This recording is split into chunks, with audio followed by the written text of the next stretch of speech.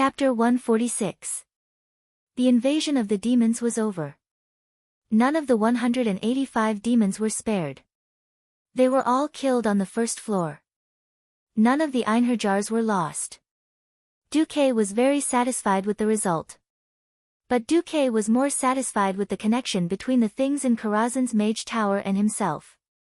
Through the system control, he could almost grasp all the details of the first and second floors. As long as he was willing, he could see every space inside, as if his soul had left his body. Ah! What a wonderful feeling! If only I could control magic so meticulously, and control the whole situation so powerfully, and control the power of every group of elements, Duque said to himself. Control every group of elemental power, wait. Control every group of elements? When he thought of this, Duque suddenly had a feeling of enlightenment. Just do it. He slowly poured the arcane energy into his eyes at a pace that his eyes could adapt to. When he closed his eyes and opened them again, Duque suddenly found that he saw a new world. Unlike the various basic substances that made up the world, it was a pure elemental world. As far as he could see, the thick walls around him had turned into groups of solid yellow earth elements. They were almost motionless, in a state that was close to solidifying. In the more empty places, there should be air flowing, but the situation was completely different. Duque sensed the wind elements. The light and ethereal wind elements were floating in the air with some water elements, almost without any pattern. They just followed the space set by the earth elements and flowed along the long and narrow corridor. With a flash of inspiration, Duque stretched out his hand, and a ball of flame was instantly born in his palm. In this elemental world, Duque could clearly see that countless small lights quickly gathered in his hand from all directions. The yellow light spots became bigger and brighter, and finally gathered into a ball. It was clearly just a small ball of flame, but Duque felt very accomplished. Because just looking at the ball of fire elements, it gave Duque the feeling of creating a new star. From the light of a grain of rice, it gathered a light that was tens of thousands of times brighter than before. In the end, it became a dazzling light that even the naked eye did not dare to look at directly. Gently closing his palm, Duque reached out to the earth elementals around him. Beep. It was a strange sound. However, Duque discovered that he had gained control over the earth element. As his fingers pinched, rubbed, and rubbed, the earth element in his palm changed accordingly. It was like a piece of clay that allowed Duque to knead and flatten it. Next to Duque, Khadgar watched in shock as Duque stirred the stone wall as if he was stirring a ball of dough. In that instant, Khadgar lost the ability to speak. From Khadgar's perspective, magic was only suitable for destruction. How could it accomplish such a thing? Duque ignored Khadgar. He was still immersed in this rare experience. Logically speaking, by controlling the earth element in such a way, his power should have flowed out like a flood.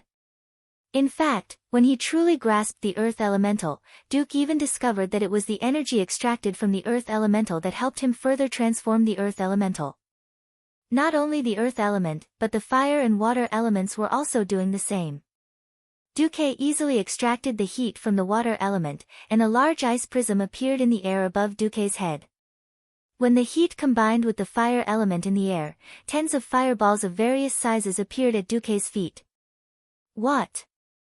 Khadgar could not believe his eyes. Duque was actually using fire and ice magic at the same time. Weren't these two types of magic in conflict? Using either fire or ice to connect two opposing elemental worlds at the same time was simply courting death. Was Duque courting death? No. Obviously not.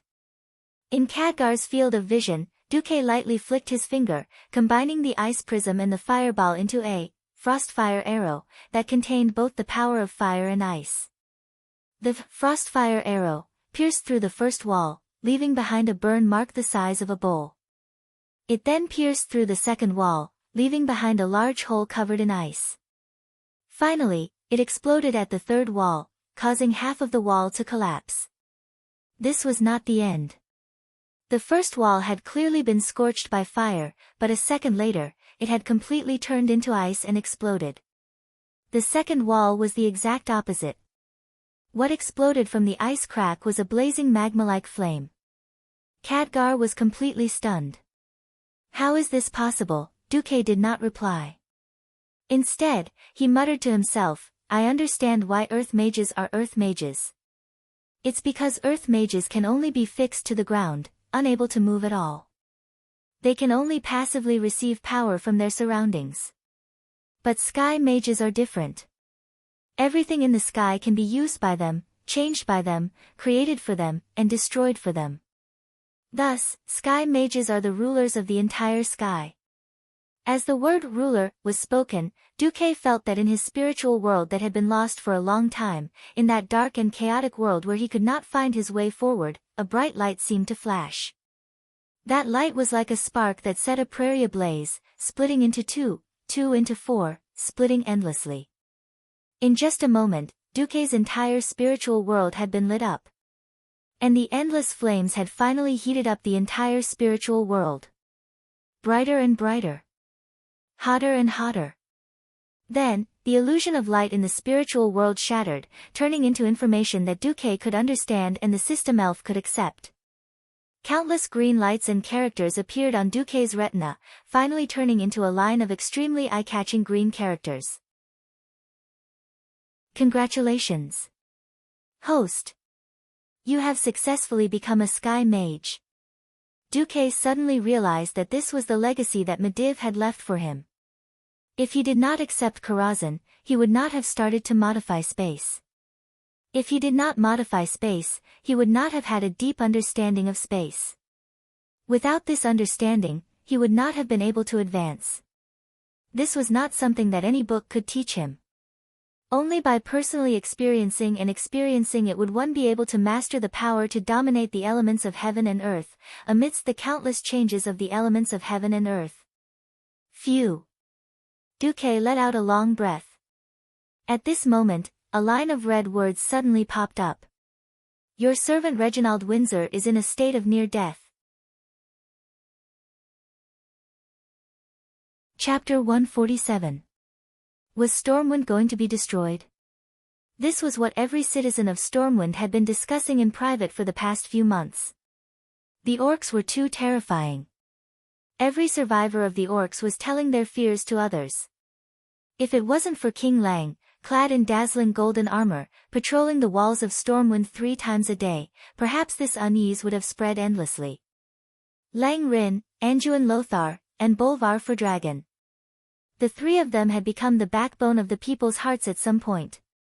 Looking at the walls that were getting thicker and taller, looking at the huge archer towers and catapults that were growing a story higher every day, the people's hearts were finally a little comforted.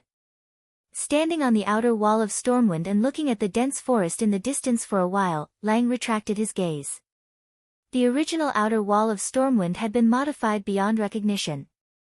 After the outer wall was almost doubled in thickness with that magical cement, the height of the wall had also increased by half. Not only that, there were 2 more walls outside the outer wall, and 2 huge hunting spaces between the walls. According to the blueprint, this was called Barbican. The 3 walls were connected by a relatively narrow passageway. At the crucial point, there was only a large iron plate. Next to the iron plate was a bolt, which was attached to a small passageway. As long as a soldier pulled out the bolt, or someone on the wall pulled out the iron chain connecting the bolt, the iron plate would fall. Not only that, but the newly built walls were also different from the traditional ones. From the outside, there were many enigmatic diamond-shaped structures. Whether it was Lothar or Bolvar, all the officers who had been to the front lines had said that this structure was very good. It could effectively defend against the crude but powerful catapults of the orcs. Behind the 3 outer walls was a huge hexagonal archer tower that rose from the ground. The pointed side of the archer tower pointed outwards, and the higher the tower, the narrower it became. If it wasn't for the invention of a technique called reverse mold, this would have been an inconceivable thing. Other than the archer tower, there were even larger turrets that could hold several ballistae or a large catapult. Just the sight of so many war machines was enough to make one's hair stand on end. And all of this was done after the beast men invaded the elven forest. Edwin, Are these all Duque's blueprints? Lang was very satisfied, but he still had some doubts as he asked the young man beside him.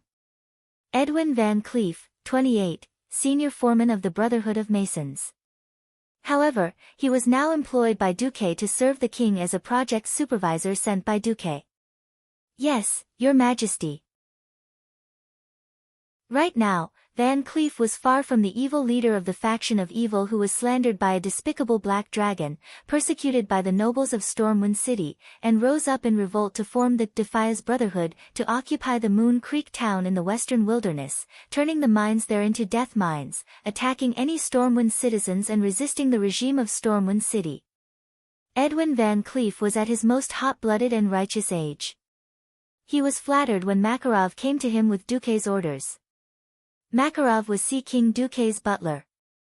Duke Marcus, the kingdom's brightest star, a rapidly rising business magnate, a rising star in the world of magic, and the master of a new faction in Stormwind.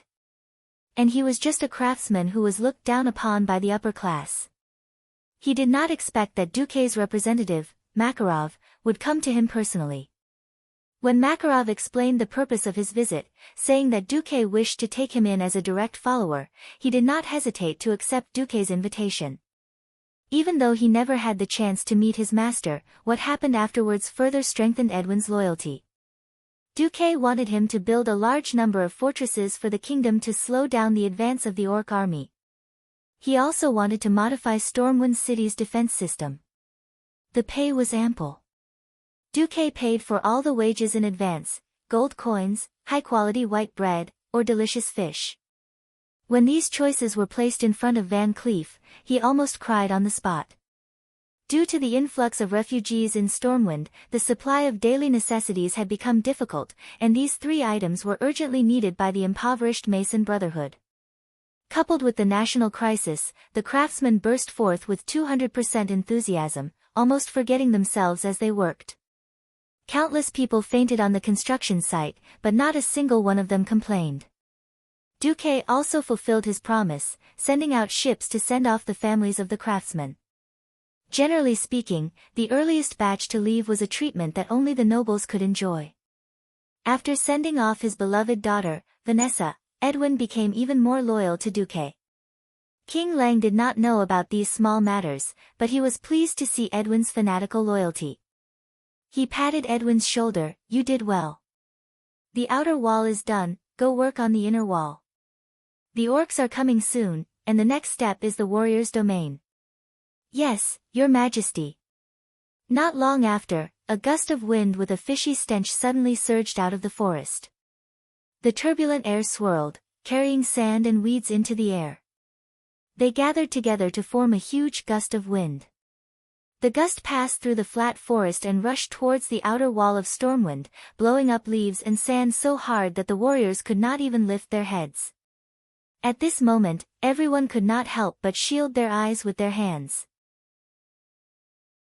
They let their hair sway in the gap between their helmets and heads, and were shocked to see the green that appeared in the forest with the gust of wind. The surging green brought with it the sound of thunderous footsteps.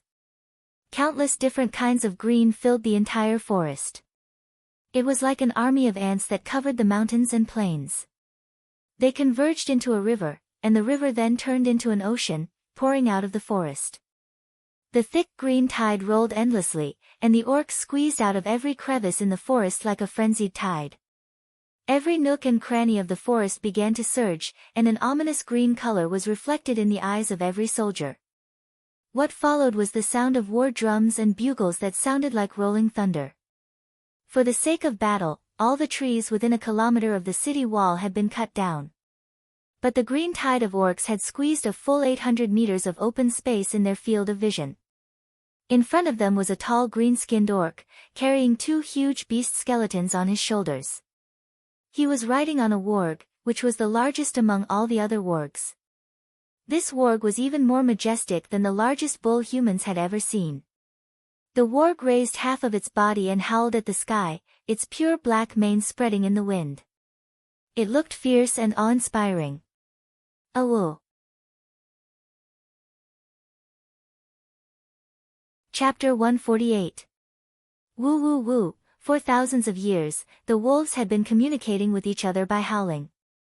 The alpha wolf's loud and fierce howl was heard, and all the wolves in the tribe responded immediately. The continuous and terrifying howl of the wolves was heard. A huge wave of sound engulfed the outer walls of Stormwind City. The terrifying sound suddenly made the warriors of Stormwind City think of a terrible rumor. The cruel and bloodthirsty orcs only ate living humans, and the warriors who died on the battlefield would be given to the wolves to eat. Thinking back on the habits of the wolves in this world, it was possible. Wolves were the wildest and most ferocious animals. They would not eat their own kind, and that was only when their own kind was still alive. Once their own kind died in any way, the meat of their own kind would be no different from other kinds of meat. The thought of their bodies being torn apart and eaten by these huge monsters made the hands of many new soldiers who had never faced orcs tremble, and their teeth chattered. Lang and Andoin, who were sitting on the highest level of the inner city wall, frowned when they saw this scene. At this moment, a messenger trotted over. Sir Windsor requested to fire the ballista.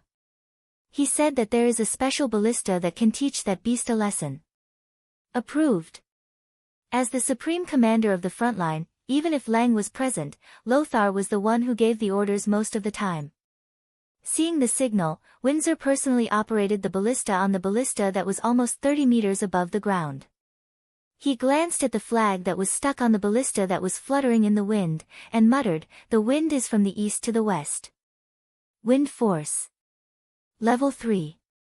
Then, Windsor straightened his arm and raised his thumb to roughly estimate the distance, 250 yards. Finally, he adjusted the capstan to the scale that he had no idea what it was a few months ago. It was clearly marked on the scale that, according to the height, the distance had to be adjusted according to the distance when the capstan was full. Good. Fire. Thump, the loud sound of a bowstring was heard. At first, no one paid attention to the ballista. In this crude era, all kinds of heavy weapons had to be tested. Regardless of whether it was the ballista, catapults, or cannons, they would generally fire in a certain direction and then slowly adjust. Whoever could hit the target within 3 rounds of shooting would be crowned as a godly archer. The first shot should have been the cannon. However, he could not find a qualified cannoneer in all of Stormwind. Even the 4 8-pounder cannons that Stormwind City currently had were bought from the dwarves' iron furnace castle in a hurry after they lost the Battle of Red Ridge Mountain. The impromptu gunner training was simply not up to par. It couldn't be helped. In this era, apart from the nobles and a few lucky people, most people were illiterate. It was impressive to find a few smart people who knew how to fire a cannon.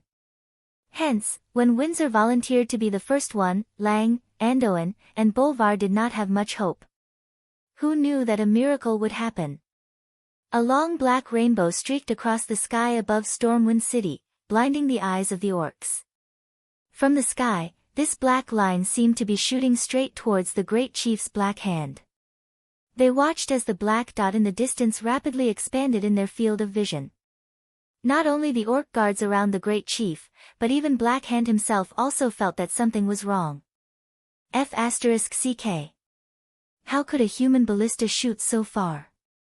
It was not that the orcs had never seen a human ballista. Most human ballista did not have such a long range. Of course, the orcs did not know that this was a specially modified ballista by a transmigrator who studied in a decathlon but was not proficient in any of the mechanical engineering disciplines. Without time to think, Orgrim Doomhammer, who was standing beside the Great Chief, suddenly swelled his muscles. This future Great Chief suddenly leaped forward and smashed the huge ballista in the air with his hammer. Bang! It had to be said that those who entered the realm of heroes were all freaks. A ballista with a speed of at least 50 kilometers per hour, and Orgrim, the maniac, just took it head-on. He had really hit the target. However, since it was something created by Duque, how could it be so simple? This was a specially made mother-child exploding arrow. Orgrim had indeed knocked away the mother arrow with his hammer, but even more of the smaller steel balls were raining down on the chief and the howling warg beneath him like a rain of shotguns. Clap clap clap clap. The dense rain of bullets directly hit Blackhand and his precious warg leader. Ah! Awoo! The great chief's scream and the warg leader's sorrowful cry caused the entire wolf pack to freeze. The warg's low intelligence made them unable to understand why their boss would suddenly stop screaming. Seeing the orc leader and his big dog get hit by the ballista, and hearing the entire wolf pack cry out like a rooster that had been strangled by its neck, the morale of the Stormwind warriors who had been a little low rose again. Wahahaha! You can't play anymore, can you? Green beasts! A bunch of stray dogs, who are you trying to scare? The warriors burst out in mocking laughter. King Lang's spirit was lifted. He gave Windsor a thumbs up and then pulled out his sword. The cold light of the king's sword was dazzling in the morning light. Lang's clear and loud voice spread across the 3 city walls. 1,000 years ago. Our ancestors brought your ancestors to this valley. For 1,000 years, we have lived here. Behind us is our home. This is the home of our descendants. Can we allow these cruel green beasts to occupy our home? No. No. No. Then what are you waiting for? Pull out your swords. Let the bodies of these green beasts fill the elven forest. At this time, Noxus was the first to respond. He pulled out his sword and raised it high. For Stormwind City. For Azeroth, for Stormwind City. For Azeroth, swords and halberds were like a forest, cold light overflowing. Morale was high. Feeling the explosion of voices from the city walls, the chief's green face almost turned dark green. His heart ached for his old friend who was constantly crying. The steel balls that were shot out just now, he relied on the strength of his body after drinking the devil's blood and his thick skin to withstand it. But his warg had never drunk devil's blood. Wolves were never good at defense. Black Hand watched as his warg leader's eyes were blinded by the steel balls, and the front half of his body was filled with potholes and bloody wounds that were as deep as a finger's length. He knew that his old buddy was done for. He fiercely bared his fangs, and Black Hand directly smashed his beloved warg to death with his hammer. With endless anger, the chief's roar spread throughout the entire tribe. Attack!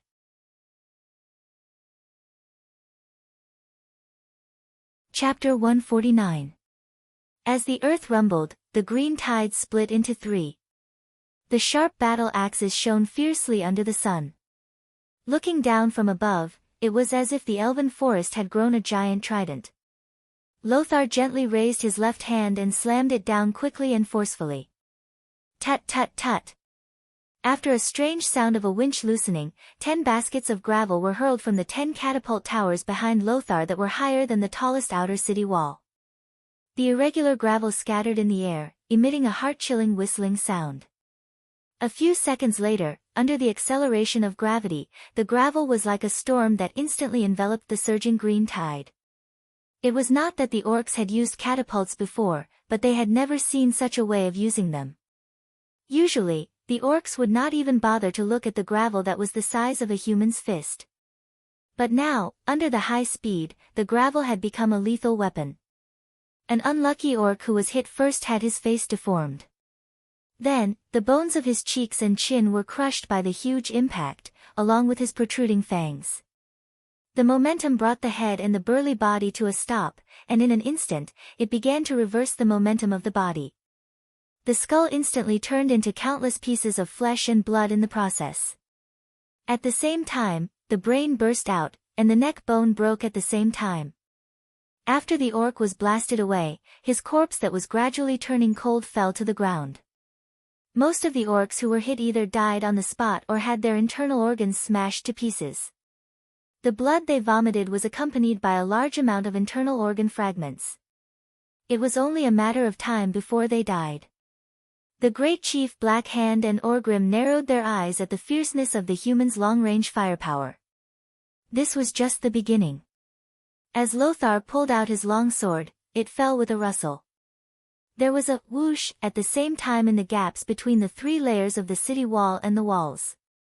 Generally speaking, it was difficult to associate a buzzing sound with the dark sky. But after this buzzing sound, the entire sky darkened. Orgrim subconsciously looked up and saw a large black rain falling from the sky above the giant human city. He immediately recognized that it was a spear thrown by the despicable humans. This was the greatest blasphemy to the brave Horde warriors. Many soldiers didn't die on the battlefield, but from these strange and disgusting javelins. Once hit, the spearhead or the weak part of the spear shaft would be left in the body. In hot weather, even if you use a dagger to dig out the spearhead, it is very easy for the wound to rot. Orgrim had seen with his own eyes how a few warriors were dragged to their deaths. Damn it! If there's a shaman. Orgrim could only mutter to himself. The traditional shamans of the tribe had been replaced by the more sinister and sinister warlocks. There wasn't a single shaman in the entire tribal expeditionary army who could heal. What infuriated Orgrim even more was the news he received. His close friend, the chief of the Frostwolf clan, Durotan, had brought his wife, Draka, to visit him 2 days ago. A few months ago, because he suspected that Gul'dan had made a deal with the demons. Gul'dan had acted first and used the great chief's dark hand to banish Durotan and the Frostwolf clan out of the tribe. That was the distant Alterac Valley. But 2 days ago, Durotan had told him about Gul'dan's betrayal. Orgrim swore that Gul'dan would be punished for his actions, and had sent one of his guards to send Durotan and his family off. Recently, Gul'dan had disappeared. From what he could remember, Gul'dan had not appeared in public for more than 2 months. Orgrim requested that Black Hand punish Gul'dan and the Shadow Council, but was mercilessly rejected. This caused Orgrim's dissatisfaction to rise. All he lacked was a reason to explode. Looking at Black Hand's clumsy command, Orgrim felt like vomiting. The dark and heavy rain of javelins pounced on them, and the charging orcs seemed to have run into an invisible wall. In an instant, they were like harvested wheat, falling in large swathes. The grass was a mess, and there were corpses of beastmen soldiers nailed to the ground everywhere. Before the battle, Orgrim had strongly urged the soldiers to be equipped with thick shields. After all, sieging a city was different from fighting in the field. But what did Black Hand say? The invincible beastman warriors do not fear the despicable javelins. This was simply using the beastmen soldiers to fill a pit of death that could never be filled. The dark portal had mysteriously closed, and Gul'dan had disappeared. The beastman expedition had no more reinforcements. The Horde's warriors were one less dead, and Black Hand was still wasting the lives of the warriors like this? Orgrim ground his fangs together. The city has been breached. Suddenly, a shout of joy came from the front. Orgrim instinctively felt that something was wrong. It was too simple. The defense line that the humans had set up for so long had been breached so easily. The heavy losses in the previous town of Stormwind City were still fresh in Orgrim's mind. Black Hand waved his petrified fist triumphantly and roared, "Look! The warriors of the Horde are invincible." Nearly 1,000 beastmen rushed in through the wooden gate, and Orgrim immediately realized that something was wrong. When the large number of beastmen rushed in, a steel fence as thick as a beastman's thigh suddenly fell on the gate. In the next moment, flames shot into the sky. The entire battlefield was suddenly filled with the cries of despair of thousands of beastmen. Yes. That was the barbican used to lure the enemy. It was filled with whale fat. When the large number of beastmen rushed in, the human soldiers put down the strengthened version of the 1,000-pound gate, and lit it on fire. The orcs were indeed brave warriors, but in front of the 10-meter-tall steep city wall, and in front of thousands of harpooneers and pikemen who were ready for battle, climbing up the wall was destined to be futile. Countless torches were thrown down, easily turning the entire barbican into a fiery hell. The screams of the beastmen ambushed even made the beastmen outside who were trying to climb the wall with clumsy wooden ladders pause. Ha ha ha. Good burning. Even though the burnt smell of roasted meat could be clearly smelled through the mask prepared beforehand, King Lang was still very excited and loudly praised the brilliant plan that Duque had left behind. The terrible losses made the chief's face as dark as the bottom of a pot. Retreat. Black Hand rarely gave the order to retreat. Then, For 7 days in a row, the horde launched fierce attacks on Stormwind City again and again. Every day, the horde lost at least 3,000 corpses, but the horde's best result was just to break through the second wall. On the 8th day, the situation took a turn for the better. I found a way to conquer Stormwind City.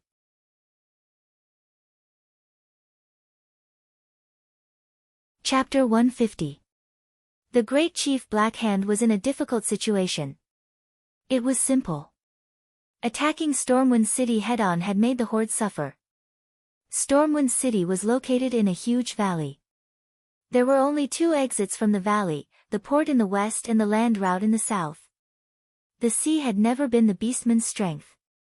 In order to take down Stormwind City as soon as possible and destroy the human resistance, Black Hand gave up on attacking the western wilderness. From Black Hand's perspective, taking down Stormwind City, which was defended by the weak humans, was a matter of minutes. He did not expect to be stuck at the outer city walls for a week and lose more than 30,000 elite beastmen. This was only the outer city walls. According to the scouts' report, Black Hand knew that there was a huge lake behind Stormwind City's outer city walls. That was the real moat of Stormwind City. Behind that moat was the real Stormwind City walls. That was not all. The scout could see from afar that there was a canal in Stormwind City. The humans inside were fortifying the streets day and night. Not only that, there seemed to be a huge fortress northeast of Stormwind City. That was the center of the human capital. Black Hand was in a dilemma. The beastmen wanted to conquer the entire world. With no reinforcements, how could they fight if they lost too many soldiers here? However, the scouts' report made Black Hand, who was suffering, very excited. To the humans, the huge valley was a natural barrier. To the beastmen who traversed the mountains all year round, even the steepest mountain was nothing. On the east side of Stormwind City, there was a relatively flat mountain road that could be bypassed to the side of the city walls. Even though the humans had built a tall city wall here, there was only one wall, unlike the 3 at the south gate. There was also a huge lake and inner wall. If they attacked from the east, they would be very close to the huge fortress. Orgrim, lead a strike force to attack that side. I will continue to attack from the front. Understood. The overjoyed great chieftain didn't notice that his once loyal adjutant was now wearing an incomparably gloomy expression. Once upon a time, Black Hand and Orgrim were like brothers. Many years ago, when the Blackrock tribe faced the threat of being exterminated by the ogres, Black Hand and his adjutant Orgrim launched a surprise attack. On the night before the battle, he helped Orgrim retrieve the legendary weapon, Doomhammer, from the lava pool. This made all the warriors in the clan excited, and they won the battle in one fell swoop. Unfortunately, in the lava pool, his fists were blackened by the chaotic forces of nature and turned into rocks. That was how Black Hand got its name. It could be said that Black Hand and Orgrim had been through life and death together.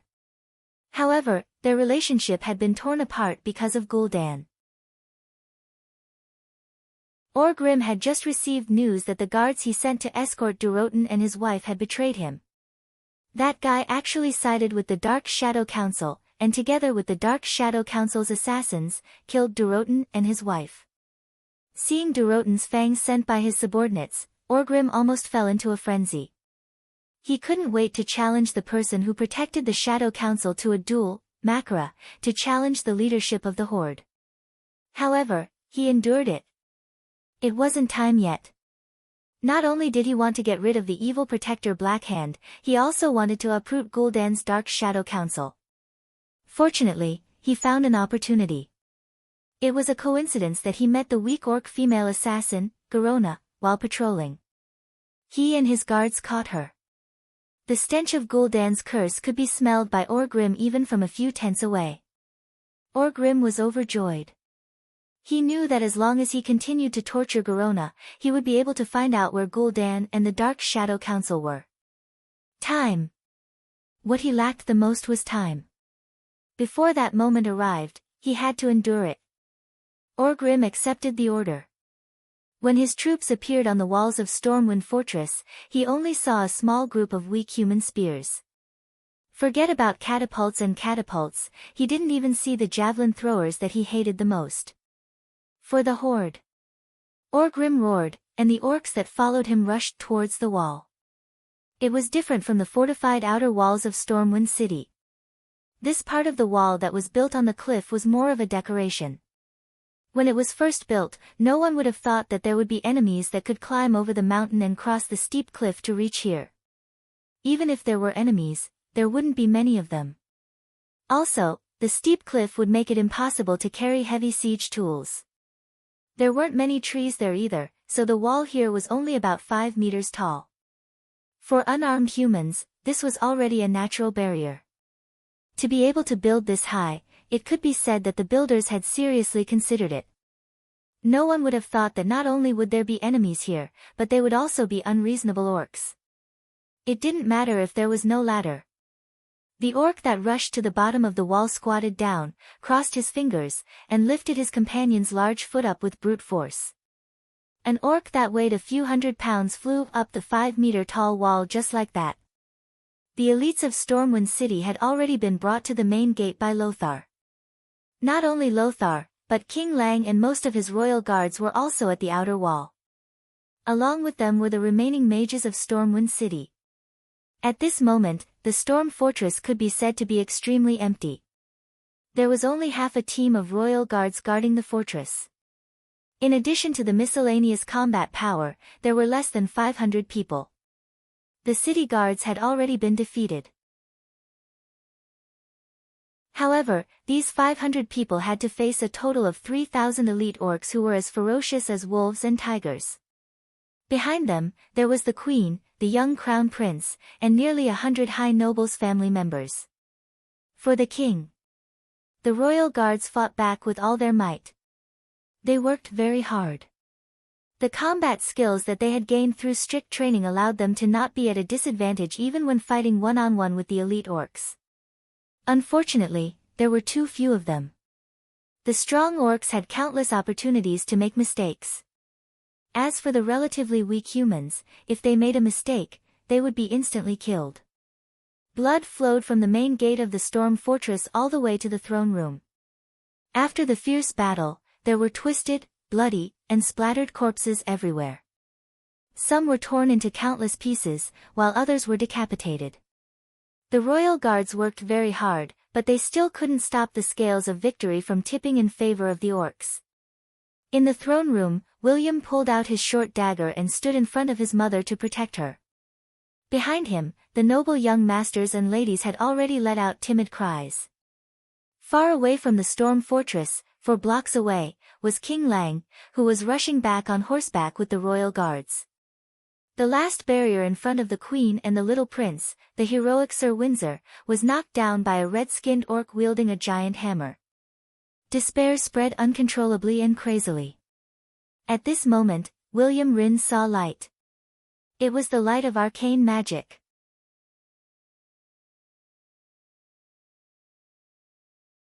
Chapter 151. How strong were the orcs? Before this day came, all the noble boys and girls in Storm Fortress did not have a clear understanding. Their parents had arranged for them to evacuate early.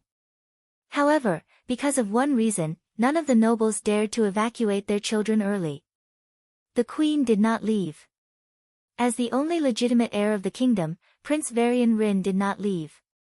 As the saying goes, follow the example of their superiors. Even the queen and the prince stayed in Storm Fortress. Who would dare to send their children away first? As a result, almost all the nobles sent their womenfolk and underage children to Storm Fortress. To put it nicely, they would live and die with the kingdom. To put it bluntly, they were hostages. Of course, adult children were entrusted with important tasks and sent to South Shore on the other side of the sea to set up an evacuation point. That was an entirely different matter. No one thought that Storm Fortress, which was supposed to be safe and had a strong defense, would be ambushed. When the mournful alarm bell rang, most people panicked and lost their heads. Honorable Queen, you should evacuate with His Highness. At least hide, the captain of the royal guards once said. Evacuate? Evacuate to where? Just defend. Either you defend until His Majesty returns, or you get killed by the orcs. I am the Queen of Stormwind. I will not hide in a secret room and be killed by the filthy orcs like a mouse in a sewer. The Queen was speaking the truth. There was nowhere to run. Storm Fortress was located in the northeast of Stormwind City, in the innermost part of the valley. In the original design, this was the last resort. If they could not defend this place, then they would perish. Storm Fortress was dangerous, but no matter how strong it was, there must be a sufficient number of soldiers stationed there. Now, the defense was empty and there was a lack of manpower. The entire Storm Fortress was strong on the outside but weak on the inside. Now, a group of noble women and children were looking at her. If she, as the queen, took the lead and hid in a secret room, then even if Lang rushed back in the future, the people would be scattered, and the king's authority would be gone. Instead of that, it was better to stay in the throne room. Stormwind's fate would be sealed if he was attacked. The queen dressed herself neatly with the help of the palace maids whose hands were trembling. William, who looked just as luxuriously dressed, sat on the throne of the queen and the prince in the hall. Around her and the little prince were hundreds of female nobles and their heirs, who had already turned ghastly pale. Everyone was listening attentively. Outside the fortress, the roars of orcs and the clashing of weapons could be heard clearly. Just like the needle of death, the sound of death and destruction was getting closer and closer, louder and clearer. Then, when hundreds and thousands of heavy footsteps that were completely different from the sound of military boots rang out, when they heard the brutal footsteps that seemed to have come from ancient times being lifted and landed, this shocking fear had already penetrated the eardrums of all the women and children, reaching the deepest part of their hearts. Woo-woo. Soft sobs began to spread in the throne room. Enough. If destruction and death are our destiny, then we should accept it calmly. If we are not fated to die, then we can't let today's loss of composure become the shame of our lives. The queen stood up proudly, holding the queen's scepter in her left hand, while her right hand held Prince William's left hand tightly. The young prince's right hand held a gorgeous dagger tightly. Everyone listened nervously to the sounds outside and looked at the group of guards in front of the door of the throne room. There stood the king's most trusted Sir Windsor, leading the last 12 royal guards. The weapon in Sir Windsor's hand was the famous King's Protector. The floor of the throne room trembled as if a waiter was carrying a cup of water. Everyone's heart trembled slightly, just like the floor. The fierce fighting and rough roars were getting closer and closer. Until a ferocious scarlet hammer smashed open the door of the throne room that was as thick as a fist. It was a hammer that was stained with blood, internal organs, and broken limbs. The hammer was shaped like a standard cube. Scarlet blood dripped from the surface of the square hammer, making William feel that it was more like a bloody throne that was raised high up in the air. As the door of the throne room let out a tragic cry and collapsed, a ferocious giant that seemed to have come from ancient times appeared at the door of the throne room. He had dark red skin and bulging muscles. On his protruding jaw, 4 fangs lined up on both sides. The outermost one was longer, while the innermost one was slightly shorter. Just this terrifying appearance caused many noble ladies to let out terrifying screams before fainting from fright. Kill! Under Windsor's command, all of the imperial guards charged forward. Orgrim grinned. It was a disdainful smile. His right pauldron, which was decorated with thick fangs, lifted slightly, and a black gust of wind rose from his elbow. So fast. This thought flashed in the mind of the guard who first came into contact with Orgrim. He was dumbfounded as the hammer in his field of vision grew larger and larger. In less than half a breath's time, it occupied his entire field of vision. His movements were not wrong. They were incomparably precise and concise. He had almost reached the limits of a human. However, in front of such an inhuman powerhouse, he could only be completely terrified. He could only helplessly open his mouth wide and watch as the opponent's giant hammer reached his face before his sword pierced it. Bam. It was as if time had suddenly returned to normal. The huge, hammer of destruction, hit the guard's head like a game of whack-a-mole. With a "pu" sound, the unstoppable force passed through the helmet and penetrated the forbidden guard's skull. Then, the terrifying force completely shattered his cervical vertebrae, causing his cervical vertebrae to completely fold into a single piece. The force did not dissipate, and it continued to pass down. In the next moment, the royal guard's facial features contorted. All the ribs in the chest cavity below his skull were stacked together. His brain juice, eyeballs, and other things, which had nowhere to go, spurted out from every hole in his skull the moment his skull was crushed. The hammer continued to descend, and after it smashed the guard's head into his chest, half of his body was flattened. The 1.9-meter-tall man turned into a dwarf soldier twitched for a moment before collapsing to the ground. The violent blood splattered on the marble floor of the throne room. A few drops of red even landed on a 13-year-old girl not far away. She was suffocating from fear.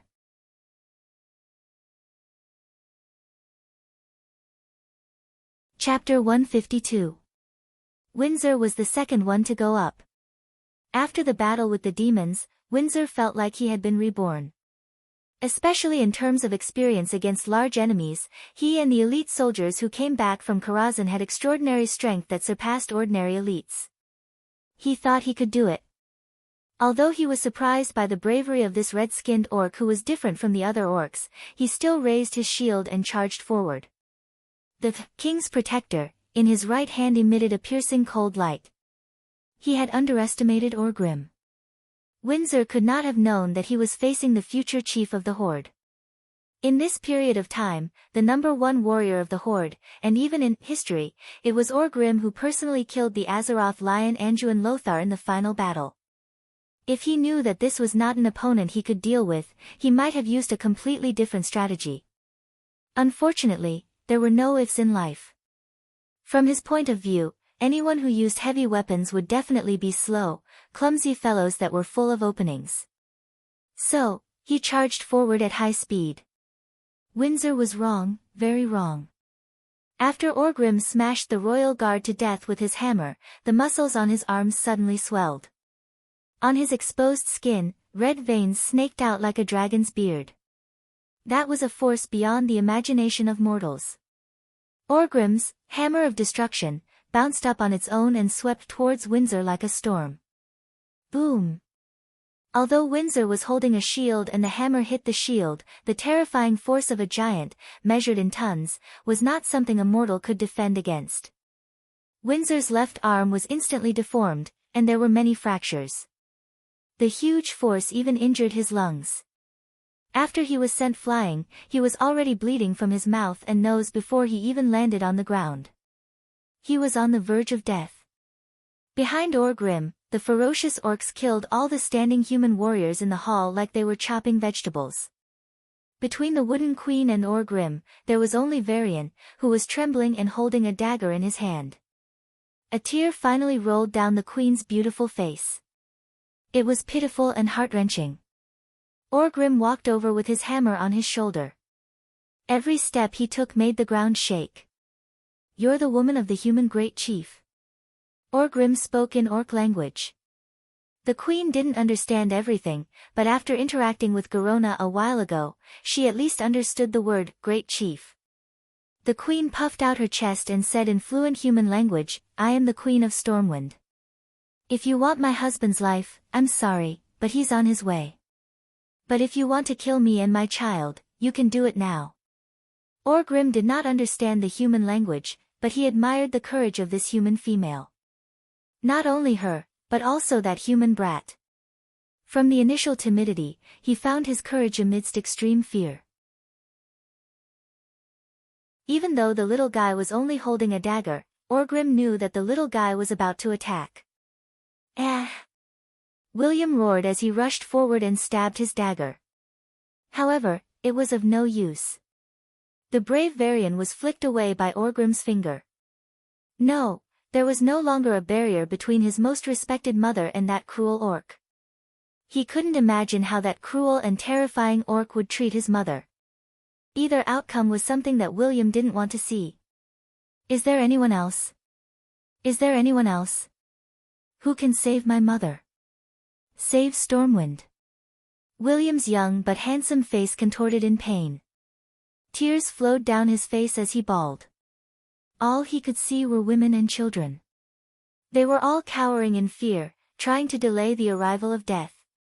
He actually prayed to this group of people in despair. William was in despair.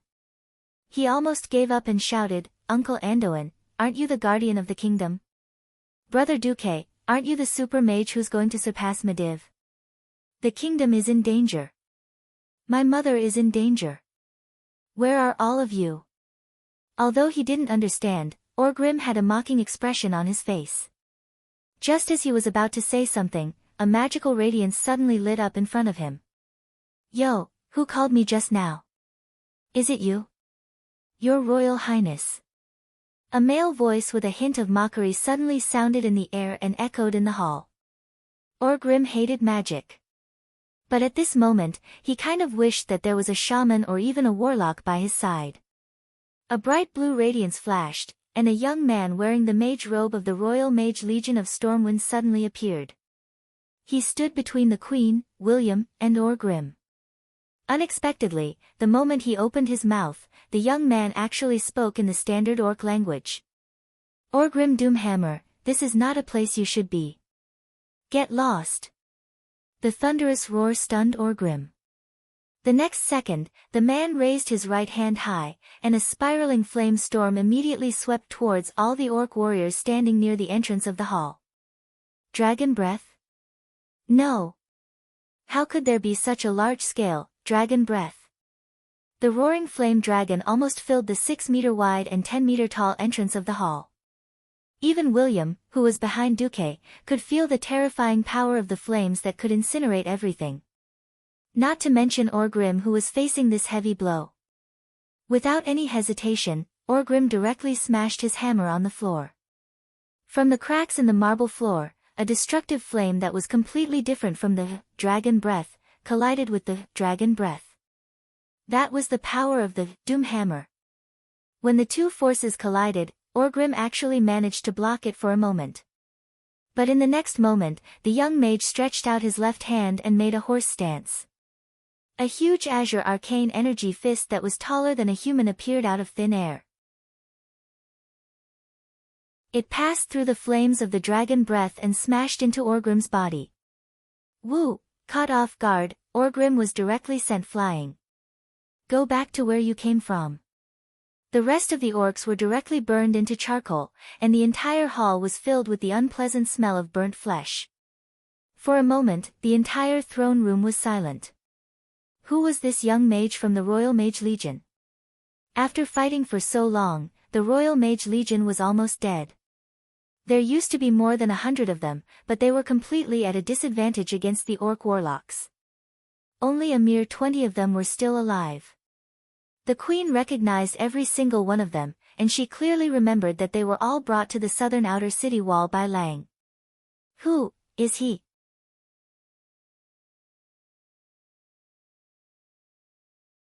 Chapter 153. Looking at the familiar face, a name came to the Queen's mind. She suddenly remembered that Anduin had seriously mentioned that Duque's face had matured because of the curse. Could he be Duque? The Queen asked. Duke turned around and smiled. I'm very happy that you still remember me after my appearance has changed so much, Your Majesty. But now is not the time to catch up. Let me deal with the orcs first. It really was Duque. But she did not expect him to change so much. Not only did he look more mature, but he had also grown 10 centimeters taller. He was now 1.8 meters tall. Without giving the Queen and the starry-eyed noblewomen time to think, Duque raised his right hand and snapped his fingers. Under the control of his pure mana, a strong gust of wind suddenly swept up in the large throne room, sweeping away all the smell of blood and burnt flesh. The next second, the freezing aura spread at a speed visible to the naked eye. Every corpse turned into a snow-white ice sculpture in an instant. The horrifying aura in the throne room was gone. Master, I'm sorry, Windsor coughed blood and tried to stand up. Duque pressed Windsor down with magician's hand. He frowned and turned his head. Is there a priest in Storm Fortress?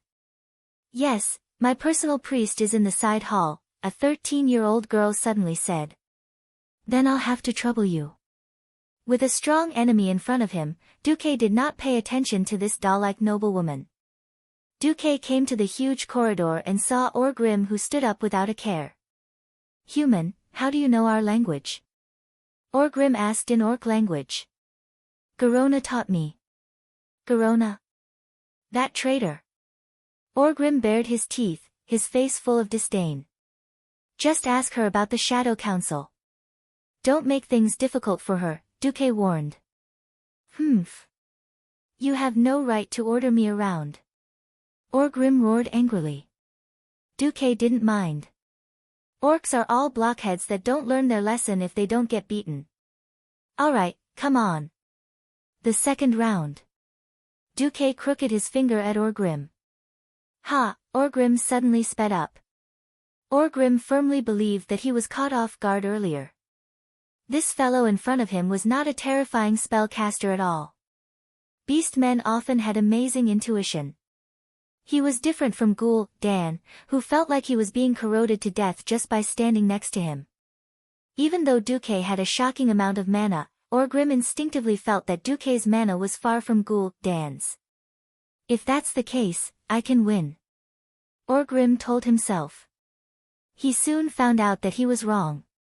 Perhaps, once he got close, Duque would be a piece of cake. However, Duque's actions were completely different from his youthful appearance. Shockwave was unleashed. A ring-shaped ring of flames with a powerful impact easily repelled Orgrim's attack. However, Duque could clearly see that the flames couldn't do anything to Orgrim. The system elf reminded Duque, be careful. Orgrim has a high resistance to fire. Duque's eyelids twitched. It made sense. Orgrim was one of the top beast men, and his body was almost at the level of a saint. Back then, he had jumped into a fire pit with Black Hand, swam in lava, and snatched Doomhammer back. How could Orgrim's resistance to fire not be high? It was like a firefighter wearing a high-tech fireproof suit. The flames couldn't do much damage to Orgrim. Curling his lips, Duque suddenly changed his approach. He reached out with both hands, and every time he raised his hand, a giant blue hand filled with arcane energy would fly towards Orgrim. Arcane spell. With this attack, Duque suddenly realized that Orgrim's resistance to arcane spells was also quite high. This gave Duque a headache. But it didn't matter. Whether it was punches, slaps, or middle finger flicks, it looked like he was trying to tease Orgrim, but in reality, both sides knew that the power of those giant hands was continuously increasing. 1 meter, 2 meters, 10 meters, 50 meters, 100 meters. Orgrim didn't expect that he would be forced back by Duque again and again in the long corridor of the Storm Fortress. The pain didn't stop, but none of the wounds were fatal. Of course, this was only against Orgrim, who had thick skin and amazing resistance to magic. When he ran into other beast men who didn't have high resistance to magic, Duque would just kill them with a single spell. Behind Duque, some brave ones like the little prince ran to the door of the hall to watch. They all stared blankly at Duque, who seemed to be taking a leisurely stroll out of the hall. With every few steps, he cast a spell and killed those hateful beast men who invaded the fortress with the same clean and efficient method. Unknowingly, they were mesmerized by the stalwart figure of Duque's back. Which teenager didn't worship heroes? Which girl didn't admire heroes? Once upon a time, the object of their admiration was Anduin Lothar.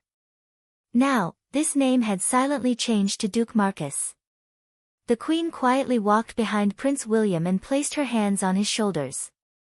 Remember, William, only those who bravely stand up in times of danger are true heroes. Whether it's Duque or those warriors who fell to protect us, they are all heroes. Yes. William nodded his head heavily. Orgrim was extremely aggrieved. He roared and roared continuously, using battle techniques one after another in an attempt to get close to Duque. However, he couldn't do it at all. The long corridor made it difficult for him to attack in a single direction. He had no chance to avoid Duque's large-scale attacks at all. It was like a cat trying to catch a mouse, but the cat was being played by the mouse like a bug. As long as the terrain changed, Orgrim was confident that he could go around it and give the human who spoke the beast man language a blow.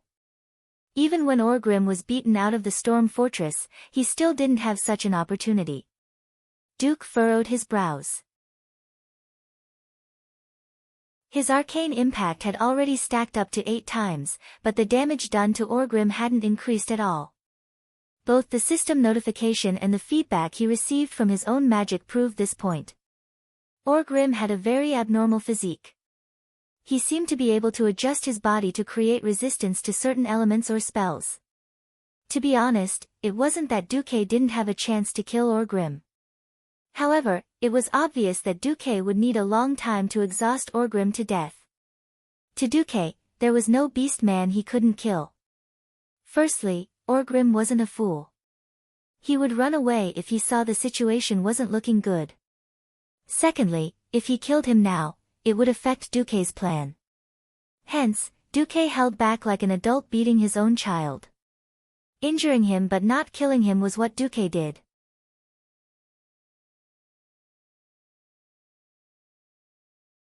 Chapter 154.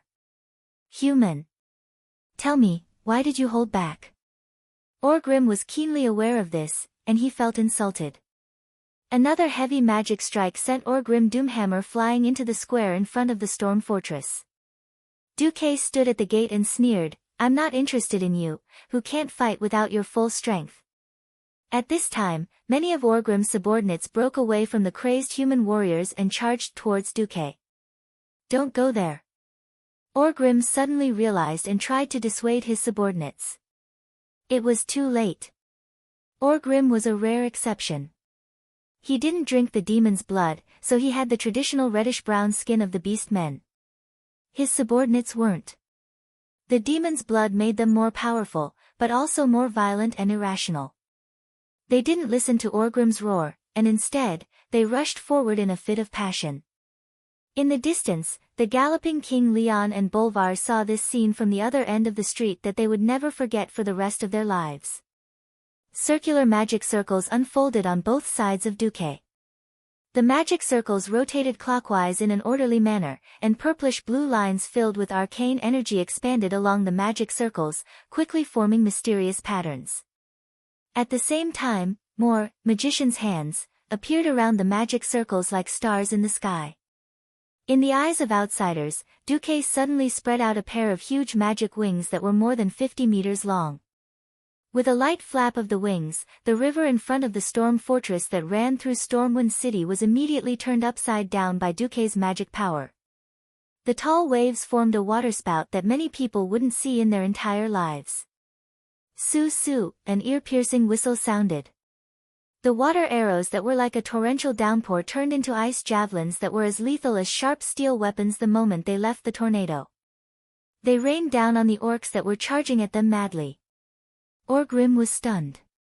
This was the first time he had seen such a large-scale magic.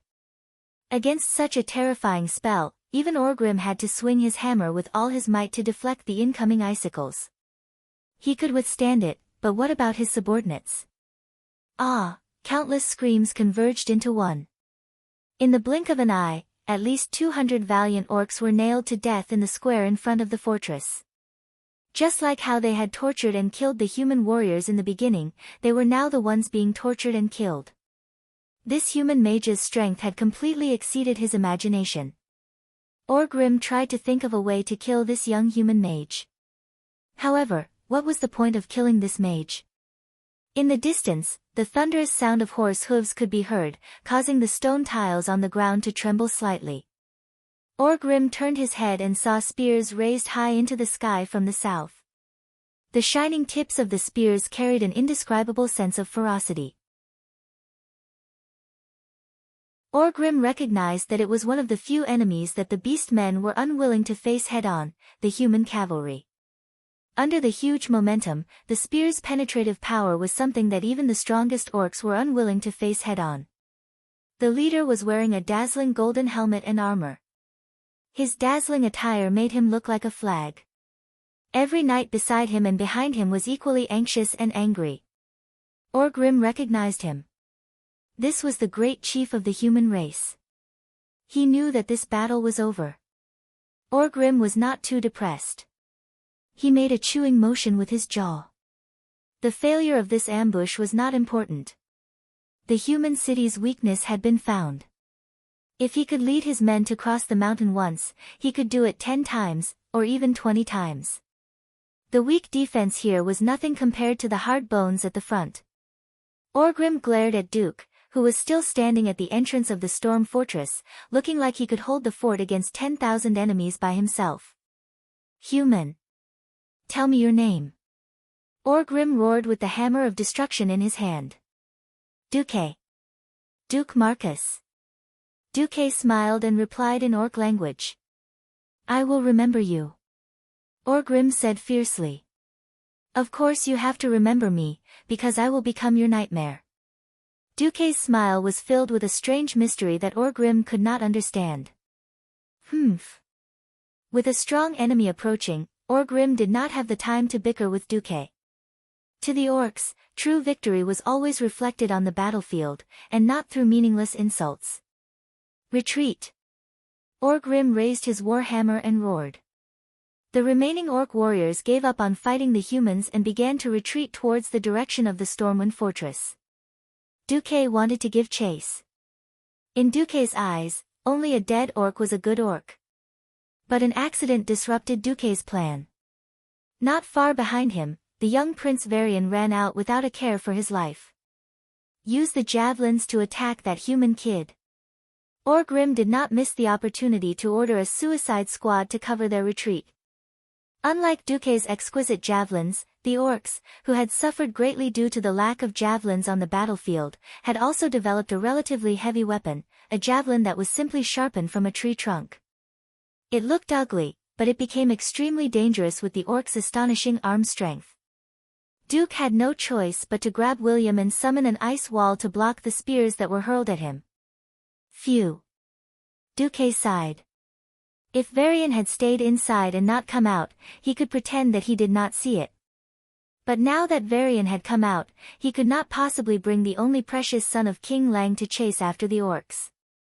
Varian also knew that he had messed up, and looked at Duque with an uneasy and fearful gaze. Duque raised his index finger to his lips and said, "Shoo. I will answer your father's questions later.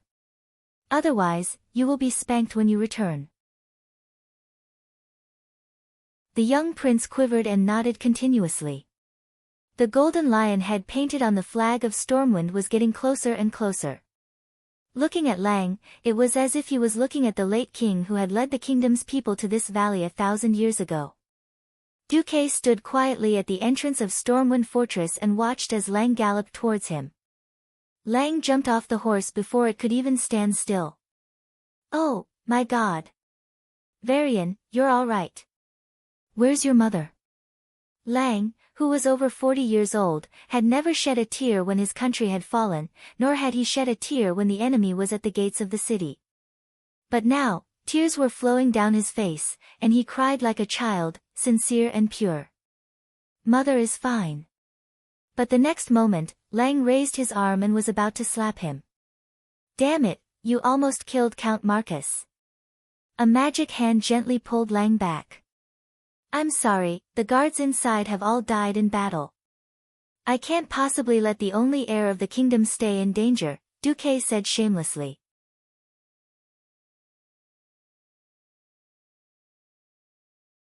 Chapter 155. A faraway world was in danger of being destroyed. A close family member was in danger of dying. Which one had the biggest impact on his heart? Of course it was the rescue of his close family member. Without experiencing the incomparably dangerous battle in Karazhan, Lang wasn't as emotionally and intellectually grateful to Duque, but it wasn't as impactful as this time. Unknowingly, Duque's youthful figure had already overlapped with the Mediv in Lang's mind. The same wisdom, the same kindness, the same reliability, and the same saving at the most crucial moment.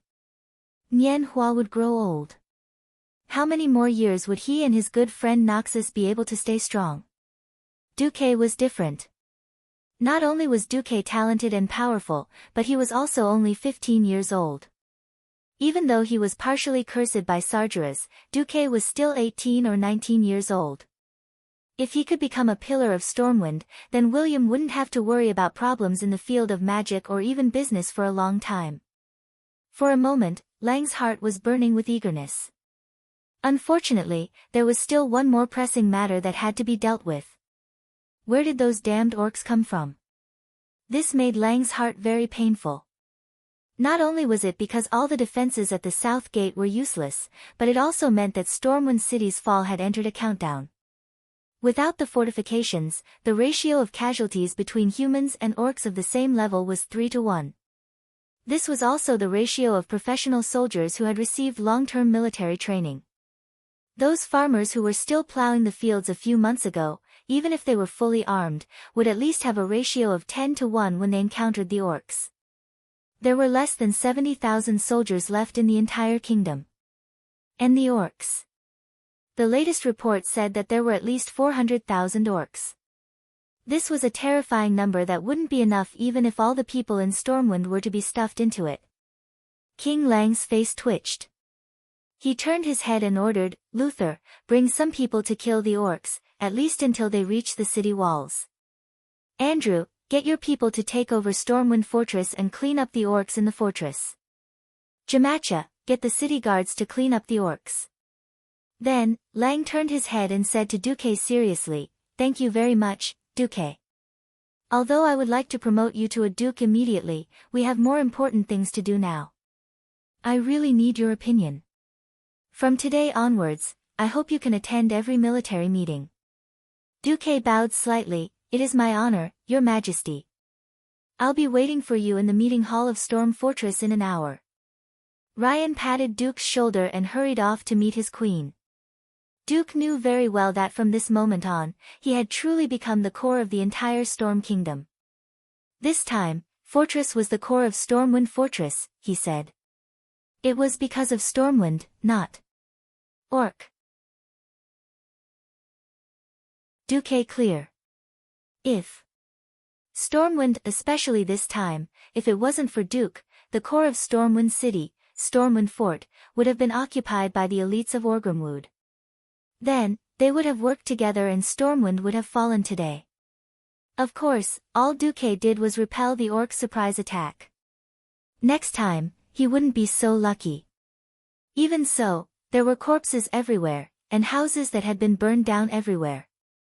The orcs' half-an-hour invasion had caused great damage to Stormwind Fortress. It wasn't just physical damage, but also mental damage. At that moment, Duque could still hear the screams of the people in the distance. Stormwind Fortress has fallen. Stormwind Fortress has fallen. However, this wasn't Duque's concern. Just as Duque was about to go check on Windsor, another group of Stormwind soldiers rushed over. They looked no different from the other soldiers of Stormwind City, but Duke noticed that the insignia on the left side of their chests was a black insignia.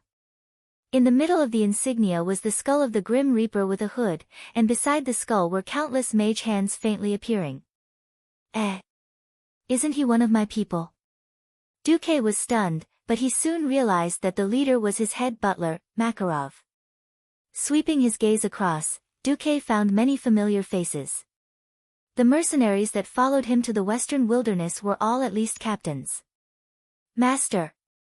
Makarov's position was high in the eyes of outsiders, but in front of Duque, he was still the small mercenary leader. He remembered clearly that all his glory came from the master in front of him, the mysterious Sea King Duque. Without Duque, he would always be the useless mercenary leader. Why are you dressed like this? We're officially your private soldiers, Master Marcos. However, Stormwind City is in danger, and you're not here. People like us with combat experience have been temporarily recruited by Lord Lothar. Lord Lothar promised to let you go once you return. Duque smiled. He didn't care about such a small matter, not to mention that the one ordering them around was Lothar. Windsor is heavily injured. Makarov, go get the best priest in Stormwind City in my name. The rest of you, follow young Makarov to clean up the remaining orcs. Half an hour later, Makarov's life was saved after being personally healed by the Archbishop of Stormwind City. The priest's healing spells were very effective against physical injuries, and even internal injuries could be healed. Of course, the essence of healing spells was to use divine power to stimulate the human body's potential. Healing came at the cost of the human body's potential. Simply put, it was a reduction in lifespan. Without the present, there would be no future. Everybody knows about this. In front of the sickbed, the pale Windsor looked at Duque with an apologetic expression. I'm sorry, Master. Am I useless? I couldn't even block a single blow from that guy. Duque laughed. Windsor was still young. He was loyal and not lacking in courage, but he was far from the hero of the future who had an iron will and was unafraid of death. If you knew that the red-skinned orc with the square mace was called Orgrim Doomhammer, and that he was the strongest warrior of the tribe, would you feel better? Really? Windsor was a little surprised, but his eyes immediately dimmed. Damn it, I'm secretly happy that I lost to the strongest. This proves that my training is still lacking. Pfft, Duque was also amused. Come on, in the entire kingdom, apart from Lothar, there's really no one who can fight him fairly. Not even you, Master. Duque pondered for a moment. If there's no interference, give me at least half an hour, and I have about a 50% chance of killing him. Duque added in his mind, that's on the premise that I can't revive. Out of the blue, Windsor asked, is Stormwind Kingdom destroyed? Stormwind City will fall, and Stormwind will be reborn after defeating the orcs.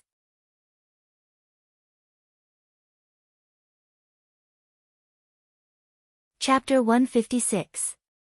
Panic was still spreading endlessly. The capital of the country was invaded, and even the Storm Fortress, which was integrated with the palace and the fortress, was lost for a time.